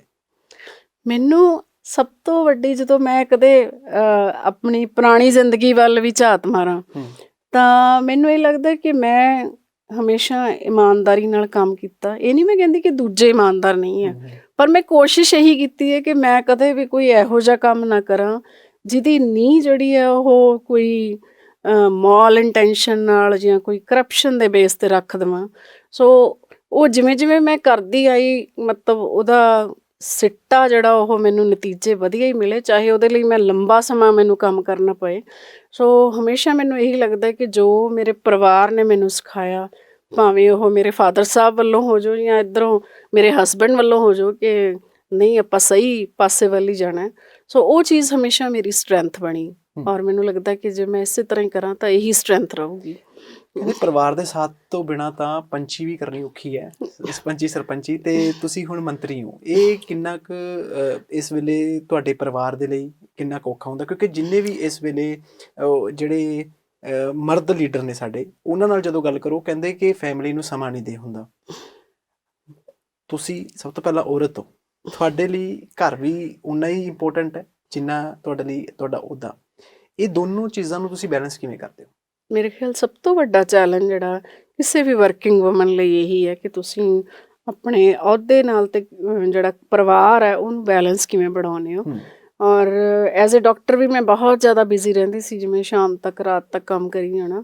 ਸੋ ਮੈਨੂੰ ਲੱਗਦਾ ਕਿ ਜਿੰਨਾ ਮੇਰੇ ਪਰਿਵਾਰ ਨੇ, ਮੇਰੇ ਹਸਬੈਂਡ ਨੇ, ਮੇਰੀਆਂ ਬੇਟੀਆਂ ਨੇ 2 ਔਰ ਮੇਰੀਆਂ ਬੱਚੀਆਂ ਨੇ ਮੈਨੂੰ ਇਸ ਚੀਜ਼ 'ਚ ਸਪੋਰਟ ਕੀਤਾ ਔਰ ਕਦੇ ਮੈਨੂੰ ਫੀਲ ਨਹੀਂ ਹੋਣ ਦਿੱਤਾ ਵੀ ਤੂੰ ਅੱਜ ਲੇਟ ਆਈ ਆ ਜਾਂ ਕਿਉਂ ਲੇਟ ਆਈ ਆ ਜਾਂ ਕਿੱਥੇ ਸੀ। ਕਦੇ ਇਸ ਤਰ੍ਹਾਂ ਦੇ ਸਵਾਲ ਅੱਜ ਤੱਕ ਘਰ 'ਚ ਨਹੀਂ ਹੋਏ। ਸੋ ਉਹ ਚੀਜ਼ ਸ਼ਾਇਦ ਮੇਰਾ ਸਹਾਰਾ ਬਣੀ ਔਰ ਜਦੋਂ MLA ਬਣੀ ਜਾਂ ਮਿਨਿਸਟਰ ਬਣੀ ਔਰ ਉਦੋਂ ਵੀ ਇਹ ਹੁੰਦਾ ਕਿ ਇਹ ਨਹੀਂ ਪਤਾ ਹੁੰਦਾ ਕੱਲ੍ਹ ਨੂੰ ਕਿੱਥੇ ਜਾਂ ਮੈਂ ਚੰਡੀਗੜ੍ਹ ਰਹੂੰਗੀ ਜਾਂ ਘਰੇ ਵਾਪਸ ਆਊਂਗੀ। ਸੋ ਇਹ ਸਾਰੀ ਚੀਜ਼ ਦੇ ਵਿੱਚ ਮੈਨੂੰ ਮੇਰੇ ਹਸਬੈਂਡ ਨੇ ਬਹੁਤ ਜ਼ਿਆਦਾ ਸਪੋਰਟ ਕੀਤਾ ਔਰ ਕਦੇ ਵੀ ਇਹਨਾਂ ਚੀਜ਼ਾਂ ਪਿੱਛੇ ਸਾਡੇ ਵਿੱਚ ਬਹਿਸ ਨਹੀਂ ਹੋਈ ਕਿ ਤੂੰ ਇੰਨੀ ਦੇਰ ਕੰਮ ਕਰਦੀ ਰਹੀ ਜਾਂ ਕਿੱਥੇ ਰਹੀ। ਸੋ ਉਹ ਮੈਨੂੰ ਆਪਣੇ ਲਈ ਪੋਜ਼ੀਟਿਵ ਲੱਗਦਾ ਕਿ ਮੈਨੂੰ ਇੱਕ ਬਹੁਤ ਅੱਛਾ ਜਿਹੜਾ ਜੀਵਨ ਸਾਥੀ ਮਿਲਿਆ ਔਰ ਸਾਰਿਆਂ ਨੂੰ ਇਸ ਤਰ੍ਹਾਂ ਮਿਲੇ। ਅੱਛਾ, ਡਾਕਟਰੀ ਦਾ ਕੀਤਾ ਉਹ ਵੀ ਆਪਣੇ ਆਪ ਦੇ ਵਿੱਚ ਇੰਪੋਰਟੈਂਟ ਹੈ ਤੇ ਮੰਤਰੀ ਬਣਨਾ ਇਹ ਵੀ ਆਪਣੇ ਆਪ 'ਚ ਇੰਪੋਰਟੈਂਟ ਹੈ। ਜ਼ਿਆਦਾ ਸੈਟਿਸਫੈਕਸ਼ਨ ਤੁਹਾਨੂੰ ਕਿਹੜੇ ਵਾਲੇ ਪਾਸੇ ਆਈ? ਇਹ ਬੜਾ ਮੁਸ਼ਕਿਲ ਸਵਾਲ ਇਹ ਕਾਫੀ ਮੁਸ਼ਕਿਲ ਸਵਾਲ ਹੈ ਔਰ ਪਹਿਲਾਂ ਸ਼ਾਇਦ ਥੋੜ੍ਹੇ 2 ਸਾਲ ਪਹਿਲਾਂ ਜੇ ਸ਼ੁਰੂਆਤੀ ਦੌਰ 'ਚ ਕਰਦੇ ਤਾਂ ਮੈਂ ਕਹਿਣਾ ਸੀ ਕਿ ਮੈਂ ਐਜ਼ ਅ ਡਾਕਟਰ ਜ਼ਿਆਦਾ ਵਧੀਆ ਕੰਮ ਕਰਦੀ ਸੀ। ਪਰ ਹੁਣ ਮੈਨੂੰ ਲੱਗਦਾ ਕਿ ਮੈਂ ਇੱਧਰ ਵੀ ਕਰ ਸਕਦੀ ਹਾਂ। ਮੈਂ ਪੋਲੀਟਿਕਸ ਇਹ ਨਹੀਂ ਹੁੰਦਾ ਕਿ ਅਸੀਂ ਮੰਤਰੀ ਹਾਂ ਤਾਂ ਅਸੀਂ ਕਿਸੇ ਨਾਲ ਗੱਲ ਨਹੀਂ ਕਰਨੀ, ਕਿਉਂਕਿ ਹੈ ਤਾਂ ਅਕਸਰ ਲੋਕਾਂ ਨੇ ਇੱਕ ਤਰ੍ਹਾਂ ਨਾਲ ਪ੍ਰਤੀਨਿਧੀ ਚੁਣਿਆ ਵੀ ਤੁਸੀਂ ਸਾਡੇ ਕੰਮ ਕਰੋ। ਸੋ ਜਿੰਨਾ ਮੇਰਾ ਪਹਿਲਾਂ ਵੀ ਇਹੀ ਤਜਰਬਾ ਸੀ ਕਿ ਜਿੰਨਾ ਮਰੀਜ਼ਾਂ ਦੀ ਗੱਲ ਦਿਲ ਦੀ ਸੁਣੋ ਓਨਾ ਤੁਸੀਂ ਜ਼ਿਆਦਾ ਸਕਸੈਸਫੁਲ ਮਤਲਬ ਆਪਣਾ ਇਲਾਜ ਦੇ ਸਕਦੇ ਹੋ ਮਰੀਜ਼ਾਂ ਨੂੰ। ਔਰ ਹੁਣ ਮੈਨੂੰ ਇਹ ਲੱਗਦਾ ਕਿ ਜਿੰਨਾ ਲੋਕਾਂ ਦੇ ਦਿਲਾਂ ਦੀ ਗੱਲ ਸੁਣੋ, ਲੋਕਾਂ ਤੱਕ ਪਹੁੰਚ ਕਰੋ, ਓਨਾ ਉਹਨਾਂ ਦੀ ਪ੍ਰੋਬਲਮ ਜਿਹੜੀ ਹੈ ਉਹ ਜ਼ਿਆਦਾ ਆਸਾਨੀ ਨਾਲ ਹੱਲ ਕਰ ਸਕਦੇ ਹਾਂ। ਔਰ ਇਹ ਨਹੀਂ ਮੈਂ ਕਹਿੰਦੀ ਕਿ ਮੈਂ ਬਹੁਤ ਸਕਸੈਸਫੁਲ ਪੋਲੀਟੀਸ਼ੀਅਨ ਬਣ ਗਈ ਜਾਂ ਬਣ ਜਾਊਂਗੀ, ਪਰ ਦੋਨੇ ਹੀ ਪ੍ਰੋਫੈਸ਼ਨ ਆਪਣੇ ਆਪ ਦੇ ਵਿੱਚ ਇੱਕ ਬਹੁਤ ਜ਼ਿਆਦਾ ਇੰਪੋਰਟੈਂਸ ਰੱਖਦੇ ਨੇ, ਕਿਉਂਕਿ ਜਿਹੜੇ ਕੰਮ ਹੈ ਉਹ ਤੁਸੀਂ ਲੋਕਾਂ ਦੇ ਕਰਨੇ ਹੁੰਦੇ ਆ ਔਰ ਲੋਕਾਂ ਨੇ ਹੀ ਤੁਹਾਨੂੰ ਇਹਦੇ 'ਚ ਸਿਹਰਾ ਦੇਣਾ ਜਾਂ ਨਹੀਂ ਦੇਣਾ ਇਹ ਉਹਨਾਂ ਦੇ ਹੱਥ 'ਚ ਹੀ ਹੁੰਦਾ। ਸੋ ਦੋਨੇ ਇੰਪੋਰਟੈਂਟ ਪ੍ਰੋਫੈਸ਼ਨ ਨੇ। ਆਖਰੀ ਸਵਾਲਾਂ ਵੱਲ ਵੱਧਦੇ ਹਾਂ। ਕੇਂਦਰ ਦੀਆਂ ਬਹੁਤ ਸਾਰੀਆਂ ਇਹੋ ਜਿਹੀਆਂ ਸਕੀਮਾਂ ਹੁੰਦੀਆਂ ਨੇ ਜਿਨ੍ਹਾਂ ਬਾਰੇ ਜ਼ਮੀਨੀ ਪੱਧਰ 'ਤੇ ਜਿਹੜੀਆਂ ਸਾਡੀਆਂ ਮਹਿਲਾਵਾਂ ਨੇ ਜਾਂ ਫਿਰ ਪਛੜੀ ਵਰਗ ਸ਼੍ਰੇਣੀਆਂ ਨੇ ਉਹਨਾਂ ਨੂੰ ਪਤਾ ਹੀ ਨਹੀਂ ਹੁੰਦਾ ਕਿ ਇਹ ਸਕੀਮ ਵੀ ਆਈ ਹੈ, ਇਹ ਸੈਂਟਰ ਦੀ ਸਕੀਮ ਹੈ, ਇਹ ਸਟੇਟ ਦੀ ਸਕੀਮ ਹੈ, ਇਹ ਕਿਵੇਂ ਅਸੀਂ ਇਹਦਾ ਲਾਹਾ ਲੈ ਸਕਦੇ ਹਾਂ। ਉਹਦੇ ਲਈ ਤੁਸੀਂ ਕੀ ਕੁਝ ਕੀਤਾ? ਕਿਹੋ ਜਿਹੀਆਂ ਸਕੀਮਾਂ ਤੁਸੀਂ ਚਲਾ ਰਹੇ ਹੋ? ਕੀ ਕੁਝ ਨਵਾਂ ਕਰ ਰਹੇ ਹੋ ਅਖੀਰ ਦੇ ਵਿੱਚ? ਹਾਂ ਬਿਲਕੁਲ, ਮੈਂ ਇਹ ਜ਼ਰੂਰ ਇਹ ਸਵਾਲ ਕਰਨਾ ਵੀ ਬਣਦਾ ਸੀ ਕਿਉਂਕਿ ਹੁਣ ਤੱਕ ਜੋ ਮੈਂ ਦੇਖਿਆ ਇਹ ਸਕੀਮਾਂ ਪੁਰਾਣੀਆਂ ਸੀ, ਭਾਵੇਂ ਕੇਂਦਰ ਦੀਆਂ ਸੀ ਭਾਵੇਂ ਸਟੇਟ ਦੀਆਂ ਸੀ, ਪਰ ਬਹੁਤੇ ਲੋਕਾਂ ਨੂੰ ਪਤਾ ਹੀ ਨਹੀਂ ਸੀ ਔਰ ਉਹਨਾਂ ਲੋਕਾਂ ਨੂੰ ਨਹੀਂ ਪਤਾ ਸੀ ਜਿਨ੍ਹਾਂ ਲਈ ਬਣੀਆਂ ਨੇ। ਸੋ ਜੇ ਅਸੀਂ ਪਛੜੀਆਂ ਸ਼੍ਰੇਣੀਆਂ ਦੀ ਗੱਲ ਕਰੀਏ ਤਾਂ ਸਾਡੇ ਕੋਲੇ ਉਹਦੇ ਵਿੱਚ SC ਕਾਰਪੋਰੇਸ਼ਨ ਇੱਕ ਹੁੰਦੀ ਹੈ ਜਿਹੜੀ ਲੋਕਾਂ ਨੂੰ ਲੋਨ ਦਿੰਦੀ ਹੈ, ਚਾਹੇ ਉਹ ਸਟੱਡੀ ਲੋਨ ਲੈ ਲੈਣ ਬੱਚੇ ਜਾਂ ਕੋਈ ਹੋਰ ਆਪਣਾ ਕੰਮ ਚਲਾਉਣ ਲਈ ਲੈ ਲੈਣ। ਸੋ ਸਾਡੇ ਗਰੀਬ ਬੱਚਿਆਂ ਨੂੰ ਜਦੋਂ ਮੈਂ ਜਾਂਦੀ ਸੀ ਉਹਨਾਂ ਲੋਕਾਂ ਦੇ ਵਿੱਚ ਨਹੀਂ ਪਤਾ ਸੀ ਇਹਦੇ ਬਾਰੇ। ਸੋ ਉਹਦੇ ਲਈ ਮੈਂ ਕੈਂਪ ਲਵਾਉਣੇ ਸ਼ੁਰੂ ਕੀਤੇ ਕਿ ਉਹਨਾਂ ਤੱਕ ਅਪਰੋਚ ਕਰੋ, ਅਫਸਰ ਉਹਨਾਂ ਤੱਕ ਜਾਣ ਵੀ ਜੇ ਕੋਈ ਆਹ ਕੰਮ ਕਰਨਾ ਚਾਹੁੰਦਾ ਤਾਂ ਸਾਨੂੰ ਅਸੀਂ ਸਸਤੇ ਦਰ 'ਤੇ ਲੋਨ ਦੇਵਾਂਗੇ। ਸੋ ਉਸ ਚੀਜ਼ 'ਚ ਅਸੀਂ ਥੋੜ੍ਹਾ ਜਿਹਾ ਲੋਕਾਂ 'ਚ ਜਾਗਰੂਕਤਾ ਵਧਾਈ ਕਿ ਐਂ ਵੀ ਅਸੀਂ ਜ਼ਰੂਰੀ ਨਹੀਂ ਨੌਕਰੀਆਂ ਕਰਕੇ, ਐਂ ਵੀ ਅਸੀਂ ਆਪਣੇ ਪੈਰਾਂ ਸਿਰ ਖੜ੍ਹੇ ਹੋ ਸਕਦੇ ਹਾਂ ਜੇ ਸਾਡੇ 'ਚ ਕੋਈ ਕਲਾ ਹੈ ਤਾਂ। ਤਾਂ ਉਸ ਤੋਂ ਬਾਅਦ ਜਿਵੇਂ ਸਮਾਜਿਕ ਸੁਰੱਖਿਆ ਦੇ ਵਿੱਚ ਵੀ ਮੈਂ ਗੱਲ ਕਰਦੀ ਹੁੰਦੀ ਹਾਂ ਕਿ ਮੈਟਰਨਿਟੀ ਬੈਨੀਫਿਟਸ ਅਸੀਂ ਗਰਭਵਤੀ ਮਾਵਾਂ ਨੂੰ ਅਤੇ ਬੱਚਿਆਂ ਨੂੰ ਨਿਊਟ੍ਰੀਸ਼ਨ ਦਿੰਦੇ ਹਾਂ। ਸਪਲੀਮੈਂਟਰੀ ਨਿਊਟ੍ਰੀਸ਼ਨ ਹੁੰਦਾ ਤਾਂ ਕਿ ਬੱਚੇ ਜਿਹੜੇ ਆ ਉਹ ਕਮਜ਼ੋਰ ਨਾ ਹੋਣ, ਕੁਪੋਸ਼ਣ ਦਾ ਸ਼ਿਕਾਰ ਨਾ ਹੋਣ, ਅਨੀਮੀਆ ਨਾ ਹੋਵੇ। ਸੋ ਉਹਦੇ ਵਿੱਚ ਬਹੁਤ ਜ਼ਿਆਦਾ ਕਵਰ ਕੀਤਾ। ਜਿਵੇਂ ਆਂਗਣਵਾੜੀ ਸੈਂਟਰਾਂ 'ਚ ਤਾਂ ਜਾਂਦੇ ਹੀ ਸੀ, ਪਰ ਬਾਅਦ 'ਚ ਦੇਖਿਆ ਕਿ ਬਹੁਤ ਸਾਰੇ ਬੱਚੇ ਆਉਂਦੇ ਹੀ ਨਹੀਂ ਘਰਾਂ 'ਚੋਂ, ਜਾਂ ਬਹੁਤ ਸਾਰੇ ਬੱਚੇ ਸਲਮ ਏਰੀਆ 'ਚ ਬੈਠੇ, ਉਹਨਾਂ ਨੂੰ ਪਤਾ ਹੀ ਕੁਛ ਨਹੀਂ। ਸੋ ਅਸੀਂ ਉਹਨਾਂ ਨੂੰ ਕਵਰ ਕਰਨ ਲਈ ਉਹਨਾਂ ਤੱਕ ਵੀ ਪਹੁੰਚ ਕੀਤੀ। ਔਰ ਅਗਲਾ ਪ੍ਰੋਜੈਕਟ ਸਾਡਾ ਇਹ ਆ ਕਿ ਅਸੀਂ ਜਿਹੜੇ ਪਲੇਵੇ ਸਕੂਲ ਨੇ ਜਿਹੜੇ ਸਰਕਾਰ ਦੇ ਨਾਲ ਨਹੀਂ ਵੀ ਜੁੜੇ ਹੋਏ, ਉਹਨਾਂ ਨੂੰ ਵੀ ਰਜਿਸਟਰ ਕਰਕੇ ਉਹਨਾਂ ਤੱਕ ਵੀ ਇਹ ਨਿਊਟ੍ਰੀਸ਼ਨ ਪਹੁੰਚਾਈਏ ਤਾਂ ਕਿ ਬੱਚਿਆਂ ਦੀ ਸਿਹਤ ਦਾ, ਗਰਭਵਤੀ ਮਾਵਾਂ ਦੀ ਸਿਹਤ ਦਾ ਜਿਹੜਾ ਬਹੁਤ ਵੱਡਾ ਜ਼ਿੰਮੇਵਾਰੀ ਸਾਡੇ ਹਿੱਸੇ ਆਈ ਹੈ ਉਹਨੂੰ ਪੂਰੀ ਸੰਪੂਰਨਤਾ ਨਾਲ ਨਿਭਾਈਏ। ਔਰ ਇਸੇ ਤਹਿਤ ਮੈਂ ਦੱਸਣਾ ਚਾਹਾਂਗੀ ਕਿ ਸਾਡੀਆਂ ਔਰਤਾਂ ਕੀ ਹੁੰਦਾ ਕਿ ਪਹਿਲੇ ਬੱਚੇ 'ਤੇ ਅਸੀਂ 5000 ਰੁਪਇਆ ਦਿੰਦੇ ਹਾਂ, ਪਰ ਕਿਉਂਕਿ ਬੇਟੀ ਦੀ ਮਹੱਤਤਾ ਹਾਲੇ ਵੀ ਲੋਕਾਂ ਨੂੰ ਲੱਗਦਾ ਕਿ ਸੈਕਿੰਡ ਜਿਹੜਾ ਚਾਈਲਡ ਆ ਉਹ ਜੇ ਪਹਿਲਾਂ ਬੇਟੀ ਹੋ ਗਈ ਤਾਂ ਫਿਰ ਬੇਟਾ ਹੀ ਹੋਵੇ, ਬੇਟੀ ਨਾ ਹੋਵੇ। ਸੋ ਅਸੀਂ ਉਹਦੇ 'ਤੇ ਇੱਕ ਰੱਖਤਾ ਛੋਟਾ ਜਿਹਾ ਕਿ ਦੂਜੀ ਬੇਟੀ ਅਗਰ ਹੁੰਦੀ ਹੈ, ਦੂਜਾ ਬੱਚਾ ਬੇਟੀ ਹੁੰਦਾ ਤਾਂ 6000 ਦੇਵਾਂਗੇ। ਔਰ ਸੈਂਟਰ ਦੀ ਸਕੀਮ ਹੈ ਪਰ ਅਸੀਂ ਉਹਨੂੰ ਬੜੇ ਅੱਛੇ ਤਰੀਕੇ ਨਾਲ ਇੰਪਲੀਮੈਂਟ ਕੀਤਾ ਔਰ ਹੁਣ ਤੱਕ ਅਸੀਂ ਪਿਛਲੇ ਸਾਲ ਹੀ ਸ਼ੁਰੂ ਕੀਤਾ ਤੇ ਤਕਰੀਬਨ 98,000 ਇਹੋ ਜਿਹੀਆਂ ਔਰਤਾਂ ਨੂੰ ਅਸੀਂ ਰਜਿਸਟਰ ਕੀਤਾ, ਜਿੰਨਾ ਕਿ ਪੂਰੇ ਭਾਰਤ ਦੇ ਵਿੱਚ ਵੀ ਕਿਸੇ ਸਟੇਟ ਦੇ ਵਿੱਚ ਇੰਨੀ ਗਿਣਤੀ 'ਚ ਰਜਿਸਟ੍ਰੇਸ਼ਨ ਨਹੀਂ ਹੋਈ। ਸੋ ਕੋਸ਼ਿਸ਼ ਇਹੀ ਹੈ ਕਿ ਭਾਵੇਂ ਸੈਂਟਰ ਦੀ ਸਕੀਮ ਹੈ, ਭਾਵੇਂ ਸਟੇਟ ਦੀ ਸਕੀਮ ਹੈ, ਉਹਦਾ ਜਿਹੜਾ ਬੈਨੀਫਿਟ ਹੈ ਉਹ ਲੋਕਾਂ ਤੱਕ ਪਹੁੰਚੇ। ਇੱਕ ਮੈਮ ਜਲੰਧਰ ਦੇ ਵਿੱਚ ਇੱਕ ਵੂਮਨ ਹੋਸਟਲ ਤੁਸੀਂ ਸ਼ੁਰੂਆਤ ਕਰਨ ਜਾ ਰਹੇ ਹੋ, ਉਹ ਕੀ ਹੈ, ਉਹ ਪ੍ਰੋਜੈਕਟ ਬਾਰੇ ਦੱਸ ਦਿਓ। ਉਹ ਬਿਲਕੁਲ ਉਹ ਸਾਡੇ ਕਈ ਵਾਰੀ ਧਿਆਨ ਵਿੱਚ ਇਹ ਗੱਲਾਂ ਆਉਂਦੀਆਂ ਨੇ ਕਿ ਕਈ ਵਾਰੀ ਸਾਡੀਆਂ ਔਰਤਾਂ ਕੰਮਕਾਜੀ ਔਰਤਾਂ ਹੁੰਦੀਆਂ ਨੇ ਜੀ ਔਰ ਉਹਨਾਂ ਨੂੰ ਘਰ ਤੋਂ ਦੂਰ ਜਾ ਕੇ ਕਿਤੇ ਨੌਕਰੀ ਕਰਨੀ ਪੈ ਜਾਂਦੀ ਹੈ। ਜ਼ਰੂਰੀ ਨਹੀਂ ਹੁਣ, ਕਿਉਂਕਿ ਜ਼ਮਾਨਾ ਵੀ ਬਦਲ ਰਿਹਾ ਔਰ ਹੋ ਸਕਦਾ ਜਿਹੜਾ ਘਰ ਹੈ ਉਹ ਨੌਕਰੀ ਵਾਲੀ ਥਾਂ ਤੋਂ ਦੂਰ ਹੋਵੇ। ਸੋ ਕਈ ਵਾਰੀ ਉਹਨੂੰ ਲੱਗਦਾ ਕਿ ਮੈਂ ਸੇਫ ਜਗ੍ਹਾ 'ਤੇ ਕਿਸੇ ਕਿਰਾਏ 'ਤੇ ਨਹੀਂ ਰਹਿ ਸਕਦੀ ਜਾਂ ਕਿਤੇ ਹੋਰ ਨਹੀਂ ਰਹਿ ਸਕਦੀ। ਸੋ ਇਹਨਾਂ ਚੀਜ਼ਾਂ ਨੂੰ ਧਿਆਨ 'ਚ ਰੱਖਦੇ ਹੋਏ ਇੱਕ ਵਰਕਿੰਗ ਵੂਮਨ ਹੋਸਟਲ ਅਸੀਂ ਬਣਾਉਣ ਜਾ ਰਹੇ ਹਾਂ। ਬਹੁਤ ਜਲਦ ਹੀ ਉਹਦੀ ਸ਼ੁਰੂਆਤ ਕਰਾਂਗੇ ਔਰ ਉਹਦੇ ਵਿੱਚ ਉਹਨਾਂ ਨੂੰ ਜਿਹੜਾ ਇੱਕ ਸੇਫਟੀ ਪਰਪਸ ਲਈ ਔਰ ਉਹਨਾਂ ਨੂੰ ਜਿਹੜਾ ਸਿਕਿਉਰਿਟੀ ਪਰਪਸ ਲਈ ਔਰ ਬਾਕੀ ਜਿਹੜੇ ਖਰਚਿਆਂ ਤੋਂ ਰਹਿਤ ਕਰਨ ਲਈ ਇੱਕ ਹੋਸਟਲ ਪ੍ਰੋਵਾਈਡ ਕਰਾਂਗੇ ਤਾਂ ਕਿ ਉਹ ਉੱਥੇ ਰਹਿ ਕੇ ਆਪਣੀ ਜਿਹੜੀ ਨੌਕਰੀ ਹੈ ਵਧੀਆ ਤਰੀਕੇ ਨਾਲ ਕਰ ਸਕਣ। ਜੀ ਬਹੁਤ ਚੰਗਾ ਲੱਗਿਆ ਮੈਮ, ਤੁਸੀਂ ਬੜੀ ਵਧੀਆ ਗੱਲਾਂ ਕੀਤੀਆਂ ਤੇ ਉਮੀਦ ਕਰਦੇ ਹਾਂ ਕਿ ਤੁਸੀਂ ਮੁੜ ਦੁਬਾਰਾ ਸਾਨੂੰ ਛੇਤੀ ਸਮਾਂ ਦਿਓਗੇ ਤੇ ਆਉਣ ਵਾਲੇ ਸਮੇਂ ਦੇ ਵਿੱਚ ਵੀ ਤੁਹਾਡੇ ਮਹਿਕਮੇ ਦੀਆਂ ਗੱਲਾਂ ਬਾਤਾਂ ਅਸੀਂ ਜ਼ਰੂਰ ਕਰਾਂਗੇ। ਤੁਹਾਨੂੰ ਜਿਹੜੇ ਸਵਾਲ ਖੜੇ ਹੋਏ ਨੇ ਉਹਨਾਂ ਦੇ ਉੱਤੇ ਜਵਾਬ ਤੁਹਾਡੇ ਜ਼ਰੂਰ ਲਵਾਂਗੇ। ਬਹੁਤ ਸ਼ੁਕਰੀਆ ਜੀ। Thank you. ਸਤਿ ਸ਼੍ਰੀ ਅਕਾਲ। ਤਾਂ ਅੱਜ ਦੇ ਇਸ ਪ੍ਰੋਗਰਾਮ ਦੇ ਵਿੱਚ ਡਾਕਟਰ ਬਲਜੀਤ ਕੌਰ ਦੇ ਨਾਲ ਕੈਬਨਿਟ ਮੰਤਰੀ ਨੇ ਇਹਨਾਂ ਨਾਲ ਗੱਲਬਾਤ ਕੀਤੀ ਹੈ ਕਿ ਕਿਵੇਂ 22 ਮਹੀਨਿਆਂ ਦੇ ਵਿੱਚ ਇਹਨਾਂ ਦੇ ਮਹਿਕਮਿਆਂ ਦੀ ਕੀ ਪਰਫਾਰਮੈਂਸ ਰਹੀ ਹੈ, ਸਵਾਲ ਜਿਹੜੇ ਖੜੇ ਹੋ ਰਹੇ ਨੇ ਜਾਂ ਸਰਕਾਰ ਦੇ ਉੱਤੇ ਉਹ ਕਿਵੇਂ ਨੇ, ਉਹਨਾਂ ਨੂੰ ਇਹ ਕਿਵੇਂ ਟੈਕਲ ਕਰ ਰਹੇ ਨੇ, ਇਹਦਾ ਜਵਾਬ ਮੰਤਰੀ ਸਾਹਿਬਾਨ ਨੇ ਦਿੱਤਾ। ਤੇ ਉਮੀਦ ਕਰਦੇ ਹਾਂ ਕਿ ਅੱਜ ਦੀ ਮੁਲਾਕਾਤ ਤੁਹਾਨੂੰ ਚੰਗੀ ਲੱਗੀ ਹੋਏਗੀ। ਫਿਲਹਾਲ ਮੈਨੂੰ ਆਨੰਦਪ੍ਰੀਤ ਸਿੰਘ ਨੂੰ ਇੱਥੇ ਦਿਓ ਇਜਾਜ਼ਤ। ਵੇਖਦੇ ਰਹੋ ਪ੍ਰਾਈਮ ਏਸ਼ੀਆ TV, ਤੁਹਾਡਾ ਆਪਣਾ, ਤੁਹਾਡੇ ਲਈ।